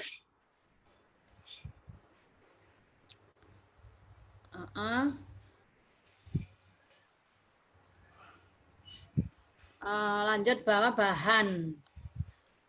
bahan adalah unsur yang digunakan untuk membuat. Sebentar, yang di atasnya lagi bahan tadi. Bahan ini bawahnya menghasilkan produk. Ini kemarin ada yang konsultasi. Ternyata ada pelaku usaha yang menjual mie, dia itu pakai ada bahan yang fermentasi dari beras. Lah anggota kami nanya, Bu, ini kira-kira halal enggak Ibu ya? Kan bahannya dari beras. Nah, karena itu terkait ada pengolahan kimiawi ya. Saya tanyakan ke LP POM, ternyata fermentasi beras itu saus bahan arak itu enggak halal. Nah, jadi kalau ada kalian tahu, tanya ini bahannya dari apa kok fermentasi beras sebagai arak itu tidak halal walaupun bahannya dari beras. Jaminan produk halal yang selanjutnya disingkat JPH adalah kepastian hukum. Oke. Ya, lanjut. Ini sertifikat halal adalah pengakuan kehalalan suatu produk yang dikeluarkan oleh BPJPH berdasarkan fatwa halal tertulis yang dikeluarkan oleh MUI. Jadi, BPJPH mengeluarkan sertifikat halal itu ada dasarnya. Dasar dari Komisi Fatwa MUI. Komisi Fatwa MUI bahannya dari LPH, dari Lembaga Periksa Halal tadi. Lanjut. Lanjut slide berikutnya. Ini sudah, lanjut lagi bawahnya lagi. Nah, pasal 26. Pelaku usaha memproduksi produk dari bahan yang berasal dari bahan yang diharamkan, itu dikecualikan. Jadi nggak perlu. Kalau yang diharamkan tidak perlu mengajukan ke kami. Karena yang ke kami itu barang yang mau dihalalkan. Mau diberikan sertifikat halal. Kalau yang haram nanti ketentuannya dia harus mencantumkan keterangan tidak halal atau mencantumkan gambar. Tuh. Lanjut. Objek jaminan produk halal itu berupa barang dan jasa. Barang seperti tadi sudah jelaskan di atas. Jasa menyangkut usaha yang terkait dengan barang dan mata rantainya, penyembelihan, pengolahan, penyimpanan, pengemasan masuk jasa. Penyembelihan ini memang sangat rawan sekali. Tadi sudah saya sampaikan, ayam awalnya dia halal menjadi tidak halal. Kemudian dia menyembelihnya sudah benar ayamnya. Tetapi di saat matinya karena godokan air panas dia nggak jadi halal. Makanya proses melihat penyembelihan ayam itu dilihat setelah disembelih dengan cara syariat yang benar, dia ditunggu mati dulu. Setelah mati baru dimasukkan ke air panas untuk melepas bulu-bulunya. Jadi nggak boleh dalam kondisi hidup. Lanjut. Bahan yang berasal dari hewan yang diharamkan sebagaimana dimaksud pasal 17 itu bangkai. Jadi seperti ayam yang seperti tadi itu hukumnya jadi bangkai. Matinya karena mati air panas, darah, menyembelih terus darahnya ditadai. Orang Surabaya mungkin di Samarinda apa ngatakan tidak ada ya mungkin ya. Kalau di Surabaya ada namanya dideh, nah gitu istilahnya itu. Tapi sekarang alhamdulillah sudah sangat minim sekali keberadaan itu. Kalau dulu di pasar pasti ada. Di pasar ada, di warung ada. Darah, kemudian babi. Hewan yang disembelih tidak sesuai dengan syariat. Ini pernah ada kasus. Waktu BPJPH melakukan pengawasan di salah satu provinsi. Mereka, ya alhamdulillah, jujur itu. Juru sembelihnya. Dia bilang, saya memang tidak Islam. Tapi saat saya menyembelih, saya baca bismillah. Ya tetap tidak halal. Syariatnya kan Islam dan baca bismillah. Karena yang baca bismillah itu kan Islam. Itu perlu disampaikan. Kemudian bahan yang berasal dari hewan yang diharamkan selain sebagaimana dimaksud pada ayat 1 ditetapkan oleh Menteri dalam berdasarkan fatwa MUI. Lanjut. Pasal 18, pasal 20, bahan yang berasal dari tumbuhan pada dasarnya halal kecuali yang memabukkan dan atau membahayakan kesehatan bagi orang yang mengonsumsinya. Makanya LP POM itu detail untuk meneliti ini halal haramnya itu. Karena yaitu yang bermula halal bisa jadi haram karena prosesnya.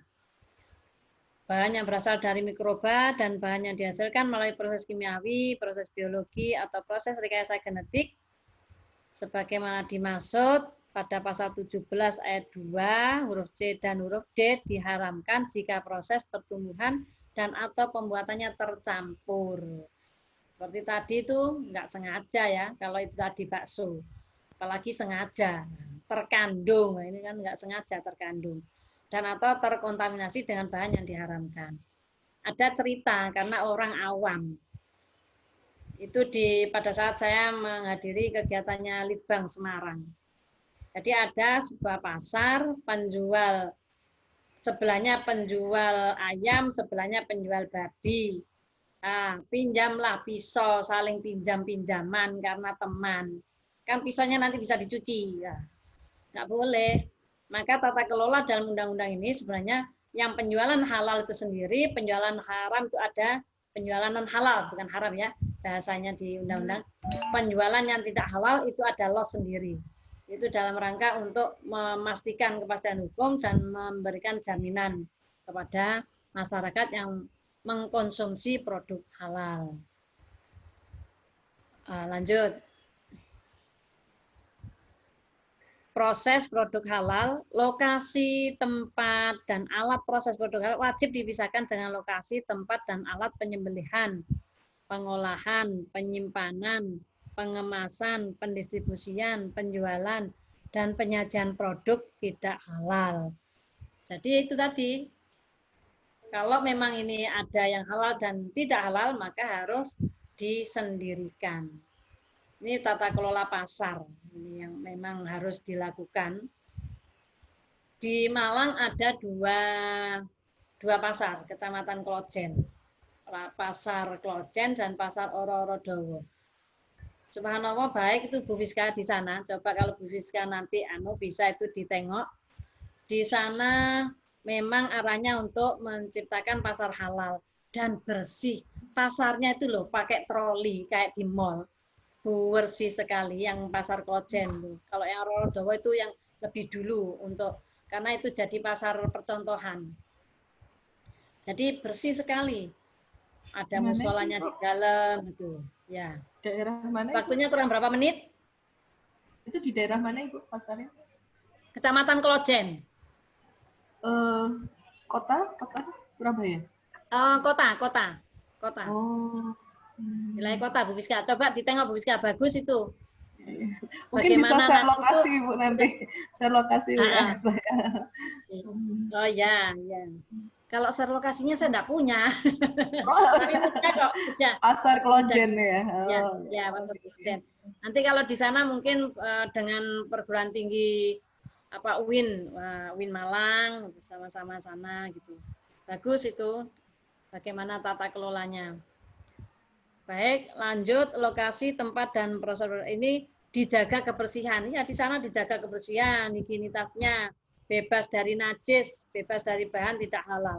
Saya sempat tersentak ya, kaget saya. Pas mendampingi BPJPH pengawasan di sebuah pasar, melihat penggilingan daging. Saya tanya, saya tolak-tolak kok enggak ada petnya ya. Saya tanya, Pak maaf Pak, ngapunten ya bahasa Jawa. Ini kalau orang mau giling daging, dagingnya dicuci di mana? Ya enggak usah dicuci Bu, kalau dicuci nanti enggak jadi baksonya. Hah? Nah itu dagingnya kalau yang di tempatnya itu nanti najis, saya makan najis kan. Nah ini loh, makanya memang seharusnya penggiling daging itu di kategori kami masuk jasa. Seperti itu harusnya mengurus sertifikat halal karena ada standarnya kan, dia harus standar dari bersih, dari kesehatan juga itu. Makanya mengkhawatirkan Bu Fiska. Lanjut. Mohon maaf, waktu tinggal 5 menit. Tinggal berapa? 5 berapa? 5. Oke. Ya. Kemudian kalau gitu ini bisa dibaca nanti ya. Kalau ada pertanyaan boleh lanjut. Ini langsung ke proses ini penyelia ini perlu. Yang membedakan slide berapa itu ya penyelia itu? Slide 23. Penyelia halal. Kalau di MUI itu tim manajemen halal, di kita penyelia halal. Lebih difokuskan lagi. Penyelia halal ini nanti arahnya pada profesi. Jadi semua pelaku usaha harus ada penyelia halalnya. Kalau pelaku UKM itu perorangan, penyelia halalnya siapa? Ya enggak apa-apa, pemiliknya itu. Karena tugasnya dia mengawasi proses produk halal, menentukan tindakan perbaikan dan pencegahan, mengordinasikan proses produk halal, mendampingi auditor. Kalau pas ada audit, dia mendampingi. Syaratnya harus beragama Islam dan memiliki wawasan luas tentang syariat tentang kehalalan. Jadi halal, haram, najis, suci dia harus paham. Nanti diwujudkan berupa SK. Kemudian lanjut LPH. Slide berikutnya. Jadi ada lembaga pemeriksa halal dan ada auditor halal, itu bisa dibaca. Lanjut ke proses, Mbak. Proses pendaftaran. Slide terakhir, slide berapa? 38. Tata pengajuan. 38, 39. Nah, alur pendaftaran 39, Mbak. Bawahnya lagi. Nah, itu. Jadi alurnya seperti ini. Pelaku usaha datang ke kami, ke BPJPH, di atas dulu alurnya itu tadi. Yang alur dulu itu, kemudian dari BPJPH nanti diverifikasi. Turun lagi ke LPH itu, dari LPH ke MUI, ke BPJPH. Jadi ada 6. Ada 6 tahapan. Ini total sebenarnya 93 hari, tetapi ini nanti Omnibus Law ini rencananya 21 hari. Lanjut, kalau LPH-nya sudah banyak ya bisa, kalau LPH masih 1 ya nggak bisa. Lanjut di bawahnya. Apa saja yang harus dibawa? Slide nomor 40. Ya. Data pelaku usaha, sorry 40. Slide 40 ya. Data pelaku usaha yang harus dimiliki, NIB, nomor induk berusaha. Apabila NIB tidak dimiliki, NPWP, SIUP, IUMK, IUI, itu harus dimiliki. Kemudian penyalur harus melampirkan KTP dan daftar riwayat hidupnya. Kemudian nama dan jenis produk itu harus ditampilkan. Ini dokumen yang harus dipunyai. Langsung masuk formulir, Mbak. FR2OK.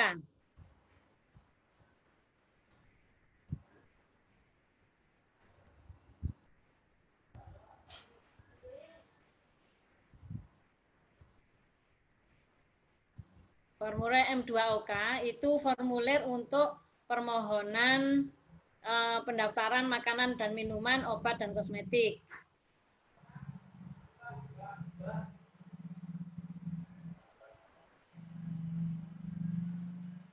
Masih dicari ya. Jadi di kami itu ada beberapa jenis formulir permohonan, ada 5 jenis. Untuk M2OK itu makanan, obat, kosmetik, kemudian ada, nah ini. Mulai dari depan, Mbak, depan dulu. Yang data pelaku usaha, yang di depan dulu halaman pertama. Ini halaman ketiga ini. Ada sheet 1, 2, 3. Formulir itu, yang formulir, Mbak. Di atasnya, di atas. Terus. Ini diklik, ini ada. Lah, formulir itu di.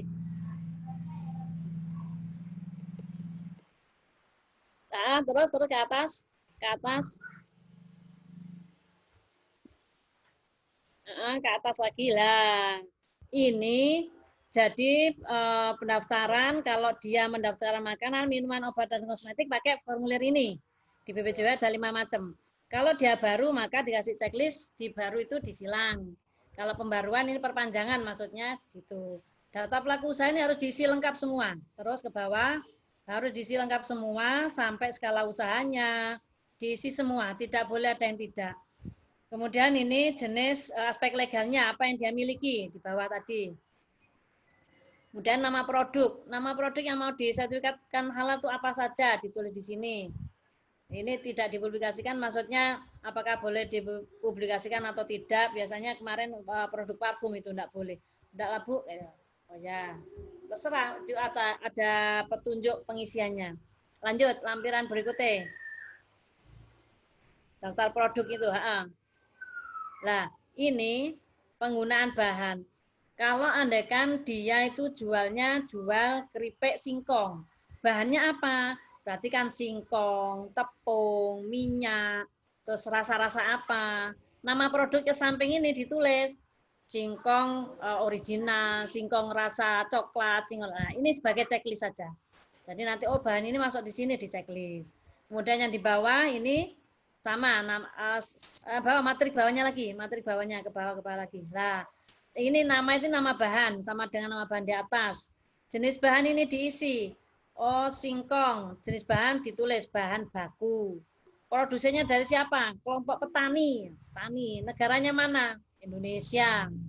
Suplainya siapa? Saya beli sendiri, Bu. Apa? Kalau tumbuh-tumbuhan singkong asli kan dia tidak usah disertifikat halal, nggak perlu. Nah, terus minyak. Nah, minyaknya itu nanti umpama produsennya produsen Bimoli. Ini dilihat sertifikat halalnya. Mungkin itu. Nanti ada contoh pengajuan bisa berhubungan dengan Bu Fiska, bisa dikirim ke anak-anak. Demikian Bu Fiska, semoga bisa dipahami. Mohon maaf. Assalamualaikum warahmatullahi wabarakatuh. Waalaikumsalam warahmatullahi wabarakatuh. Luar biasa rinciannya, pemaparan materi dari Ibu Hanum. Nanti memang akan ada satu file, beberapa file gitu ya, berkas terkait dengan lebih jelasnya lagi gimana terkait dengan sertifikasi halal ini. Nanti akan panitia share di chat room seperti itu. Oke, silakan sekarang sesi tanya jawab. Jadi mohon adik-adik yang ingin bertanya secara jelas ditujukan kepada pembicara yang mana, Pak Bambang atau Ibu Hanum. Ya, bisa raise hand mungkin siapa yang ingin atau mungkin langsung unmute, langsung menyampaikan pendapatnya. Ini ada, ini udah ada di chat, ada dari Mbak Cita dari UNER. Pertanyaan pertama kepada Pak Bambang. Bagaimana penegakan hukum terhadap produk lokal atau produk rumahan yang tidak mencantumkan label halal? Kemudian pertanyaan ditujukan kepada pembicara Bu Hanum. Pertanyaan pertama, berdasarkan pasal 6 Undang-Undang 33 2014 tentang jaminan produk halal yang berwenang menerbitkan sertifikasi halal adalah BPJPH. Untuk BPJPH sendiri, apakah sudah memiliki kantor di setiap daerah? Bagaimana para pelaku usaha yang ada di daerah melakukan sertifikasi halal? Kemudian pertanyaan kedua, bagaimana penegakan hukumnya sertifikasi halal yang ada di daerah dan pengawasannya? Apakah ada lembaga khusus? Wah, ini banyak-banyak pertanyaannya nih. Ini kelihatan lagi bikin skripsi. Pertanyaan ketiga, apa yang harus dilakukan konsumen jika terdapat perusahaan yang tidak memiliki sertifikasi halal? Langkah hukum apa yang dapat dilakukan konsumen terkait hal tersebut? Pertanyaan keempat, apakah biaya sertifikasi halal dapat menjangkau produk UMKM? Nah, sekarang memang benar ya yang ditanyakan oleh Mbak Cita ini, karena sekarang kan pandemi harus kreatif nih. Kadang ibu-ibu lagi masak di dapur langsung difoto gitu di status, ternyata banyak yang pesen gitu ya. Itu kan jarang tuh yang nyantumin halal seperti itu. Monggo, ini Bu Hanum dulu kali ya, habis itu Pak Bambang ya, seperti itu ya. Soalnya ini lagi unmute Bu Hanum. Monggo Bu Hanum. Oke, terima kasih Bu Fiska. Mbak Cita, terima kasih ya. Pertanyaannya sampean lengkap deh.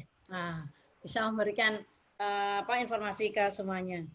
Jadi begini, tadi sudah kami jelaskan bahwa struktur BPJPH pada saat ini masih hanya berada di pusat. Bagaimana dengan yang di daerah? Di daerah itu Satgas sampai ke kabupaten kota. Maka teman-teman yang ada di kabupaten kota silakan bisa mendaftarkan, mengajukan permohonan sertifikasi halal melalui Kementerian Agama Kabupaten Kota. Di sana nanti diberikan penjelasan dan bentuk-bentuk formulirnya bagaimana itu sudah ada. Mereka sebagai Satgas juga. Kemudian bagaimana pelaku usaha melakukan sertifikat halal daerah. Nah itu tadi sudah saya jelaskan, ya langsung ke Kemenak. Jadi kami sifatnya masih Satgas, melayani untuk proses sertifikasi halal. Penegakan hukum bagi sertifikat halal di daerah. Jadi begini, ini terkait dengan pengawasan. Pengawasan ini nanti sistemnya kalau di undang-undang ini akan dilakukan 1 tahun minimal 6 bulan sekali. Itu akan dilakukan pengawasan. Siapa pelaksananya adalah seseorang yang sudah pejabat ASN ini, yang sudah diberikan mandat sebagai pengawas jaminan produk halal melalui diklat. Jadi dia sudah didiklat sebagai pengawas jaminan produk halal. Itu nanti sistem pelaksanaannya bersamaan dengan dinas atau lembaga terkait. Seperti Dinas Kesehatan, seperti BPOM, Dinas Peternakan. Jadi tergantung dalam item kepengawasannya. Jadi kami tidak sendiri, bersama dengan kementerian atau lembaga institusi terkait. Kemudian bagi masyarakat, pasal 53 itu dapat berperan serta dalam pengawasan jaminan produk halal. Artinya begini, andaikan mbak-mbak, mas-mas ini pada suatu saat mengetahui tetangganya, loh ini kok begitu prosesnya, boleh melaporkan secara tertulis kepada melalui Satgas daerah, nanti bisa diteruskan kepada BPJPH. Asalkan pelaporannya itu detail ya, by data, karena nanti akan dilakukan penelusuran, akan dilakukan pengawasan langsung ke lapangan. Jadi harus ada datanya. Masyarakat diberikan hak ini di dalam undang-undang pada pasal 53, boleh mengajukan itu.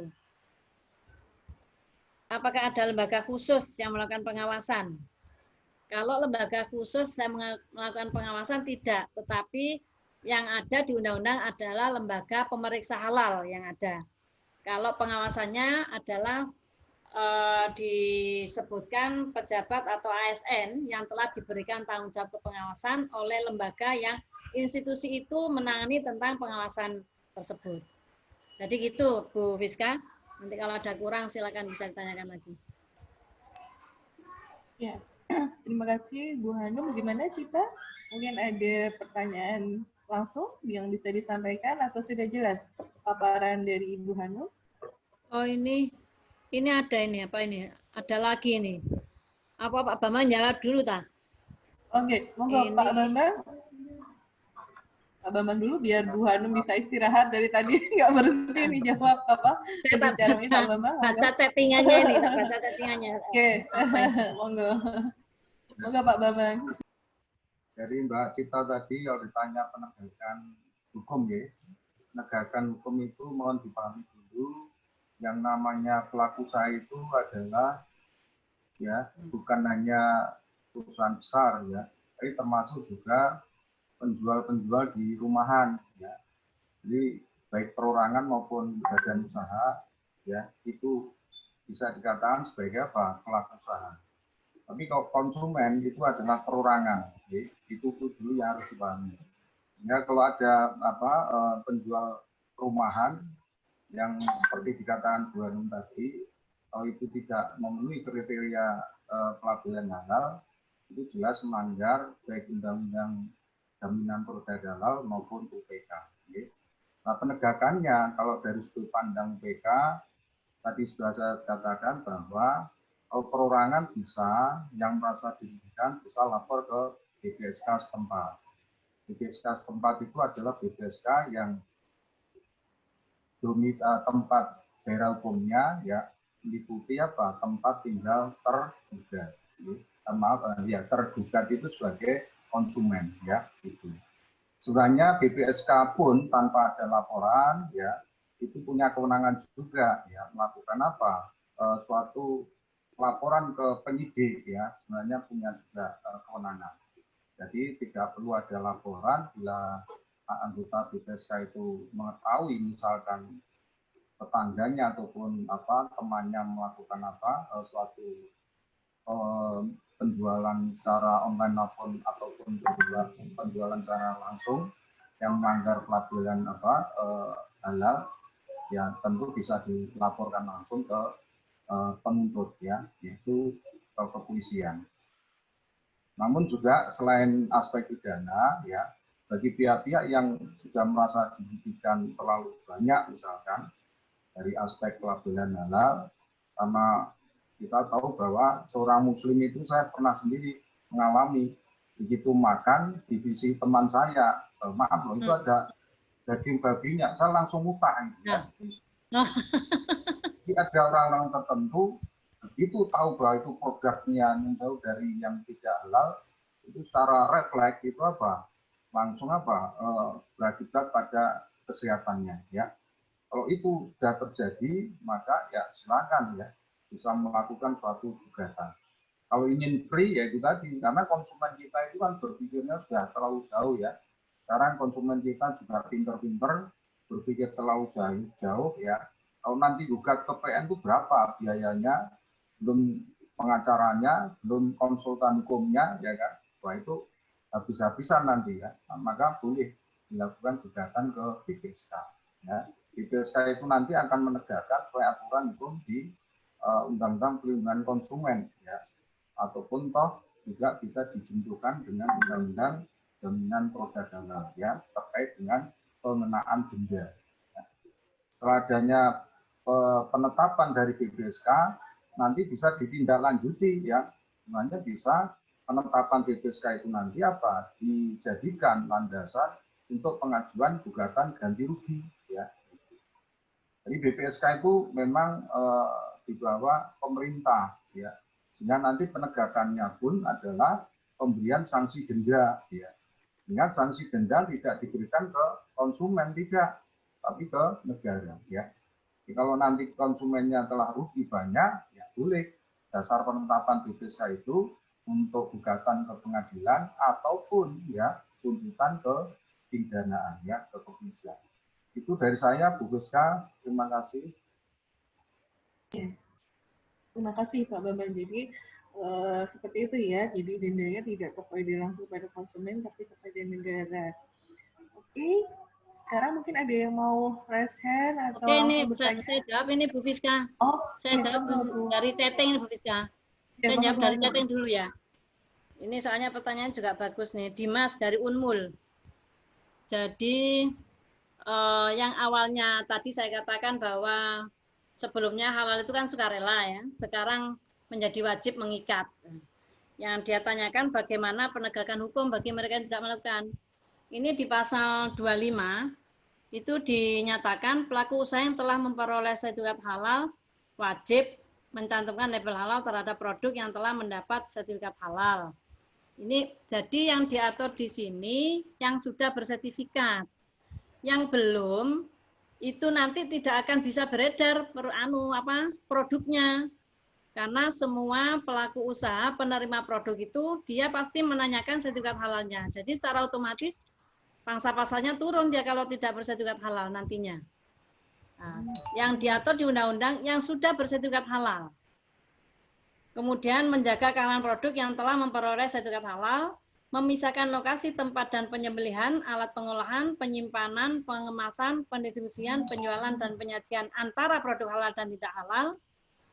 Ini terjadi kan gitu untuk hotel ya, hotel internasional itu harus sendiri. Saya pernah seringlah kedatangan teman-teman marketing itu ya, saya tanya, bagaimana sampean apa pernah di hotel yang skala internasional? Pernah Bu? Gimana tata kelolanya? Ada sendiri Bu. Jadi hotel-hotel yang bintang 5 itu yang untuk non halal informasinya begitu. Tapi kami belum pernah lihat langsung sih. Baru informasi dari dia. Jadi ada sendiri, tempatnya sendiri, pelayannya sendiri, semua bejananya sendiri, tidak dicampur. Kemudian memperbarui sertifikat halal jika masa berlaku sertifikat halal berakhir. Aturannya 3 bulan sebelumnya harus mengajukan pembaruan. Kemudian melaporkan perubahan komposisi bahan. Jadi kalau ada perubahan komposisi bahan, maka harus dilaporkan pada kami. Jadi supaya diketahui ada perubahan. Karena perubahan bahan itu nanti juga harus diaudit karena belum disertifikat, belum dihalalkan oleh Fatwa MUI. Itu pasal 27, pelaku usaha yang tidak melakukan kewajiban tadi, yang kami sebutkan tadi, maka dia kena sanksi administratif berupa peringatan tertulis. Pertama, kok tetap denda administratif, kok tetap pencabutan sertifikat halal. Tetapi tadi juga ada pidananya tadi, kalau dia benar-benar melakukan ketidakhalalan jadinya barang itu besar, kena pidana. Kemudian dari Mas Gianto. Mas Gianto, bagaimana konsumen bisa, ini labelnya masuk Pak Bambang ya? Apa kita ya? Pak, mengetahui label halal suatu produk itu merupakan label yang benar atau sekedar mencantumkan saja pada suatu, ya. Ini untuk pelabelan itu labelnya kan sudah ada MUI. Nah, saat ini masih menggunakan label MUI karena label halal Indonesia masih dalam proses evaluasi lagi. Sebenarnya sudah kemarin putusan Kumham, tapi rupanya masih ada evaluasi lagi sehingga sekarang masih label MUI. Kalau ingin mengetahui bisa di Google ya, Mbak Google itu ditanya itu label MUI yang benar. Bisa dilihat, bukan tulisan halal Arab ya. Tulisan halal Arab semua orang bisa buat itu tanpa melalui proses apa-apa. Jangan percaya dengan itu karena belum melalui proses. Jadi untuk kehati-hatian lebih baik menghindari. Untuk biaya, regulasi biaya karena sudah ada undang-undang, mestinya ini kewenangan Menteri Keuangan.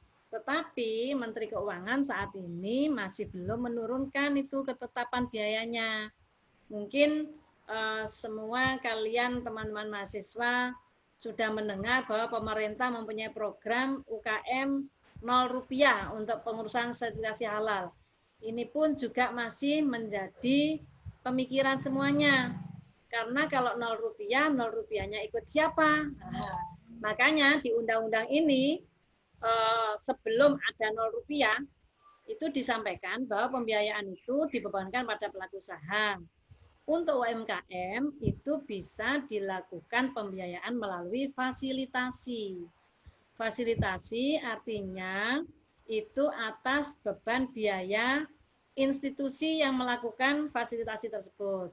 Contoh, Disperindak. Itu ada beberapa UKM yang difasilitasi untuk pengurusan sertifikat halal. Ya mereka nggak bayar, yang bayar Disperindak. Makanya pelaku usaha bilang, saya dulu gratis Bu, yang ngurus Disperindak. Lah, sama jenenge gak gratis itu, sing bayar kantor.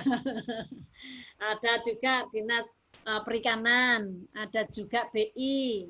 Tuh. Jadi tetap ada biaya.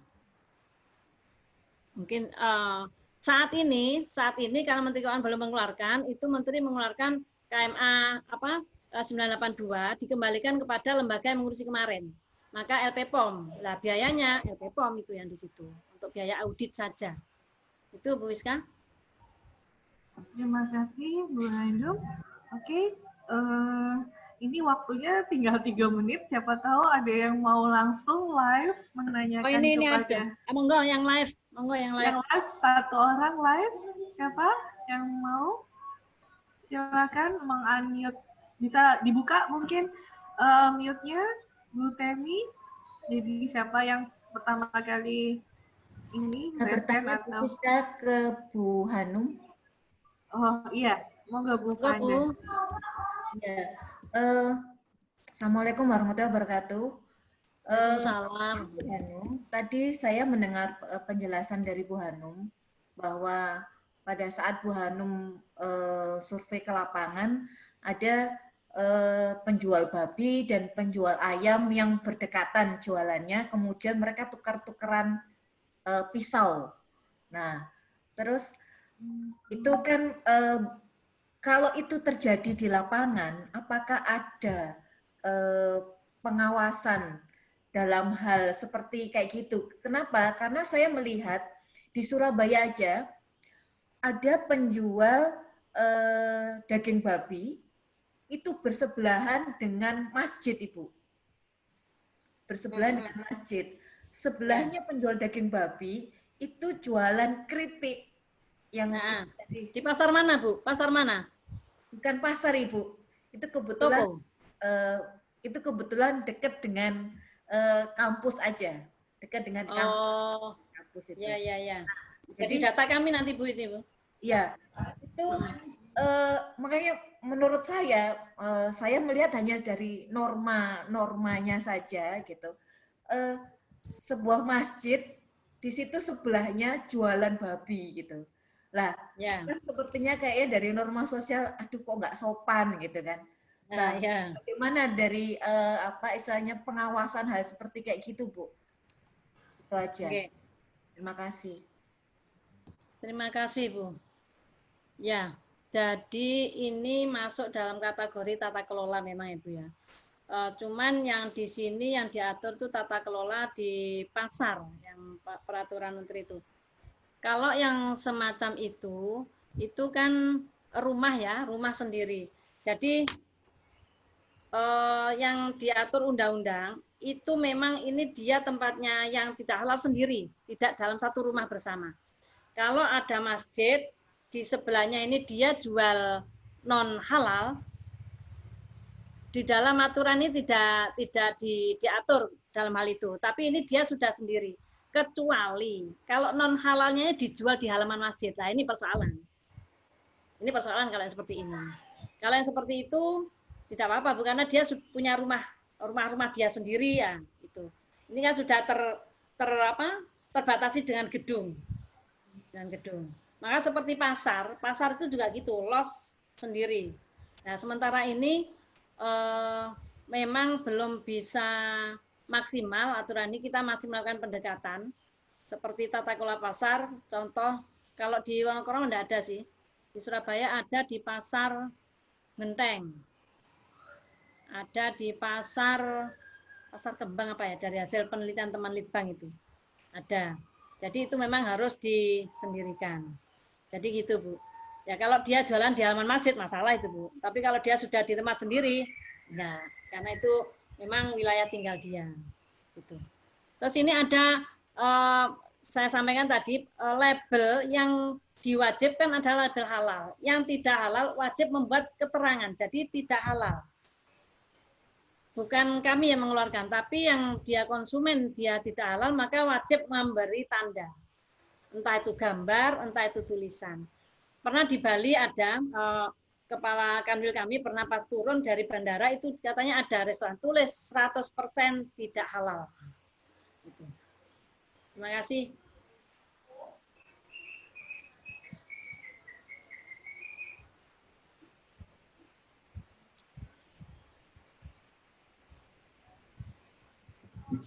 Ya, memang perlu tata kelola yang baik dan kesadaran yang ya tadi ya syariah compliance itu sendiri harus disadarkan kepada kita masyarakat yang religius. Jadi kita saling menghargai antara satu sama yang lain seperti itu. Masya Allah, subhanallah, luar biasa acara kita pada pagi hari ini. Sudah lewat 2 menit dari waktu yang telah ditetapkan. Terima kasih kepada kedua pembicara yang sudah luar biasa memberikan pencerahan pada kita semua dan adik-adik yang semangat berentrpreneurship-nya, bagaimana semangat untuk tetap patuh pada syariah compliance dan tetap untuk peduli untuk tidak abai pada sertifikasi halal. Jadi kita dari tadi jadi tahu ya bahwa sertifikasi halal itu nggak cuma makanan dan minuman saja, tapi juga jasa sampai penggilingan daging seperti itu, sampai ini ya alat transportasi untuk mengantar barang dan sebagainya itu perlu juga suatu sertifikasi halal seperti itu. Jadi sangat luas. Jadi industri halal produk dan services ini sangat luas sekali sampai tourism, hotel gitu ya, travel agents, semuanya itu memang memerlukan transparansi sebenarnya. Bahwa ini sesuatu yang halal atau tidak halal. Bukan yang tidak halal bukan berarti kita kemudian membuli atau gimana, tidak, itu informasi dan dari situ kita kemudian tidak, karena ada juga pemeluk agama lain yang membolehkan itu. Jadi kita tidak kemudian bullying atau mengatakan itu buruk, tidak, tapi ini lebih kepada transparansi itu sendiri sehingga kita bisa lebih beragama, berkehidupan religius itu lebih damai seperti itu. Oke. Ini saya lihat ada Prof. Somad sudah bergabung. Assalamualaikum Prof. Somad. Prof. Dr. Andus Abdul Somad SHMH, beliau adalah Profesor Hukum Islam di Universitas Airlangga. Jadi saya lihat bergabung, apakah masih bisa monitor Prof. Somad? Assalamualaikum Prof. Masih tolong host di unmute Prof. Somad. Waalaikumsalam warahmatullahi wabarakatuh. Alhamdulillah sehat ya Prof. Alhamdulillah sehat ya. Mungkin bisa di akhir acara Prof. Somad memberikan closing statement kepada kita semua terkait dengan sertifikasi halal bagi adik-adik yang muda ini yang berjiwa entrepreneurship supaya tidak tergantung dengan misalnya kalau PHK sekarang kan udah lagi marak ya, kita kemudian tidak kemudian menggantungkan kepada pekerjaan yang seperti itu, karena kata Rasulullah kan 10 pintu surga itu 9 itu katanya pedagang gitu ya Prof. Nah mungkin bisa dikasih kata-kata yang menyemangati adik-adik ini bisa berjiwa entrepreneurship dengan tetap mengutamakan sertifikasi halal seperti itu Prof. Monggo.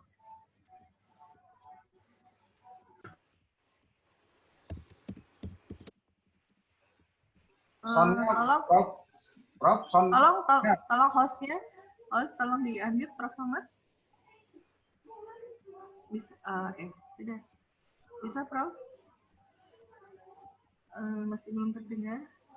Host, udah. Sudah Prof. Assalamualaikum warahmatullahi wabarakatuh. Terima kasih Bapak-Bapak Ibu sekalian, adik-adik sekalian yang saya hormati. Mohon maaf agak terlambat datangnya. Tapi biasanya datang terakhir itu adalah Presiden. Tapi yang datang hari ini adalah orang tua yang ingin menyampaikan sesuatu yang mungkin bermanfaat bagi kita semua. Bahwa dalam hidup ini kita hanya satu kali. Maka apa yang kita perbuat harus kita pertanggungjawabkan nanti di akhirat. Termasuk apa yang kita makan dan apa yang kita berikan kepada keluarga kita. Dan apa yang kita lakukan terhadap teman-teman kita, apa yang kita lakukan terhadap manusia yang lain dan seluruh umat manusia. maka ada suatu hal yang perlu kita pahami bahwa kita harus berpegang teguh pada Al-Quran dan hadis, berpegang teguh pada apa yang telah disunahkan oleh Rasulullah SAW, dan diantaranya adalah dalam berdagang kita harus tetap patuh pada syariah compliant, dalam artian bahwa kita harus tetap berpegang teguh pada syariat Islam dan sunnah Rasul. Apapun yang kita lakukan, misalnya kita tidak beragama Islam, kebetulan tidak beragama Islam, maka merupakan kewajiban moral bagi kita untuk menghargai hukum-hukum yang ditunduki oleh orang lain. Dalam artian orang di sekitar kita itu tunduk pada hukum apa, harus kita hormati itu. Dikarenakan la ikraha fiddin, tidak ada paksaan dalam agama. Dan ketika kita melakukan kegiatan-kegiatan berbisnis, maka bisnis kita biar barokah, harus tetap berpegang teguh pada apa yang kita yakini bahwa itu merupakan suatu kebenaran. Termasuk juga ketika kita berbisnis. Apapun ketika bisnis kita ingin barokah, maka kebarokahan itu harus dicari dengan jalan tetap berpegang teguh pada syariat agama dan berpegang teguh pada keyakinan yang kita yakin. Demikian yang bisa saya sampaikan. Mohon maaf agak terbata-bata dikarenakan memang kondisi yang begini dan saya kurang begitu fit untuk menyampaikan terlalu panjang. Sekali lagi terima kasih kepada semua pihak yang telah berkenan membantu Fakultas Hukum untuk melaksanakan kegiatan regulasi. Demikian, wabillahi taufiq wal hidayah. Assalamualaikum warahmatullahi wabarakatuh. Waalaikumsalam warahmatullahi wabarakatuh. Terima kasih Prof. Somad, semoga sehat terus ya. Alhamdulillah kami sangat mengapresiasi Prof. Somad juga baru sembuh dari sakit. Semoga sehat terus ya Prof. Oke, Bapak Ibu yang berbahagia, adik-adik yang dirahmati Allah, sekian acara Pengmas kita kali ini. Insya Allah tidak akan berhenti sampai hari ini, karena hari ini masih awal, karena fokus grup discussion kita masih baru awal berdiskusi terkait dengan literasi, bagaimana pendaftaran sertifikasi halal. Insya Allah kami semua panitia bersedia untuk membantu pendampingan adik-adik yang ingin mendaftarkan sertifikasi produk halal ke lembaga yang berwenang seperti yang disampaikan oleh Ibu Hanum tadi dan Pak Bambang tadi.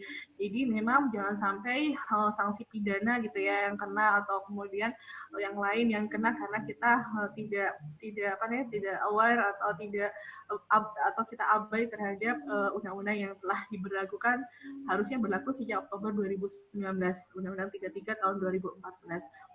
Demikian, semoga sehat terus. Insya Allah sudah mulai perkuliahan pada Senin depan. Semoga sehat selalu bersama keluarga tercinta. Kami sebagai dari panitia mohon maaf atas segala kesalahan. Terima kasih atas apresiasinya semuanya. Kami akan mendampingi adik-adik semua untuk menjadi entrepreneurship muda yang religius seperti itu ya, apapun latar belakang agama kita seperti itu. Demikian dari kami. Assalamualaikum warahmatullahi wabarakatuh. Waalaikumsalam. Waalaikumsalam.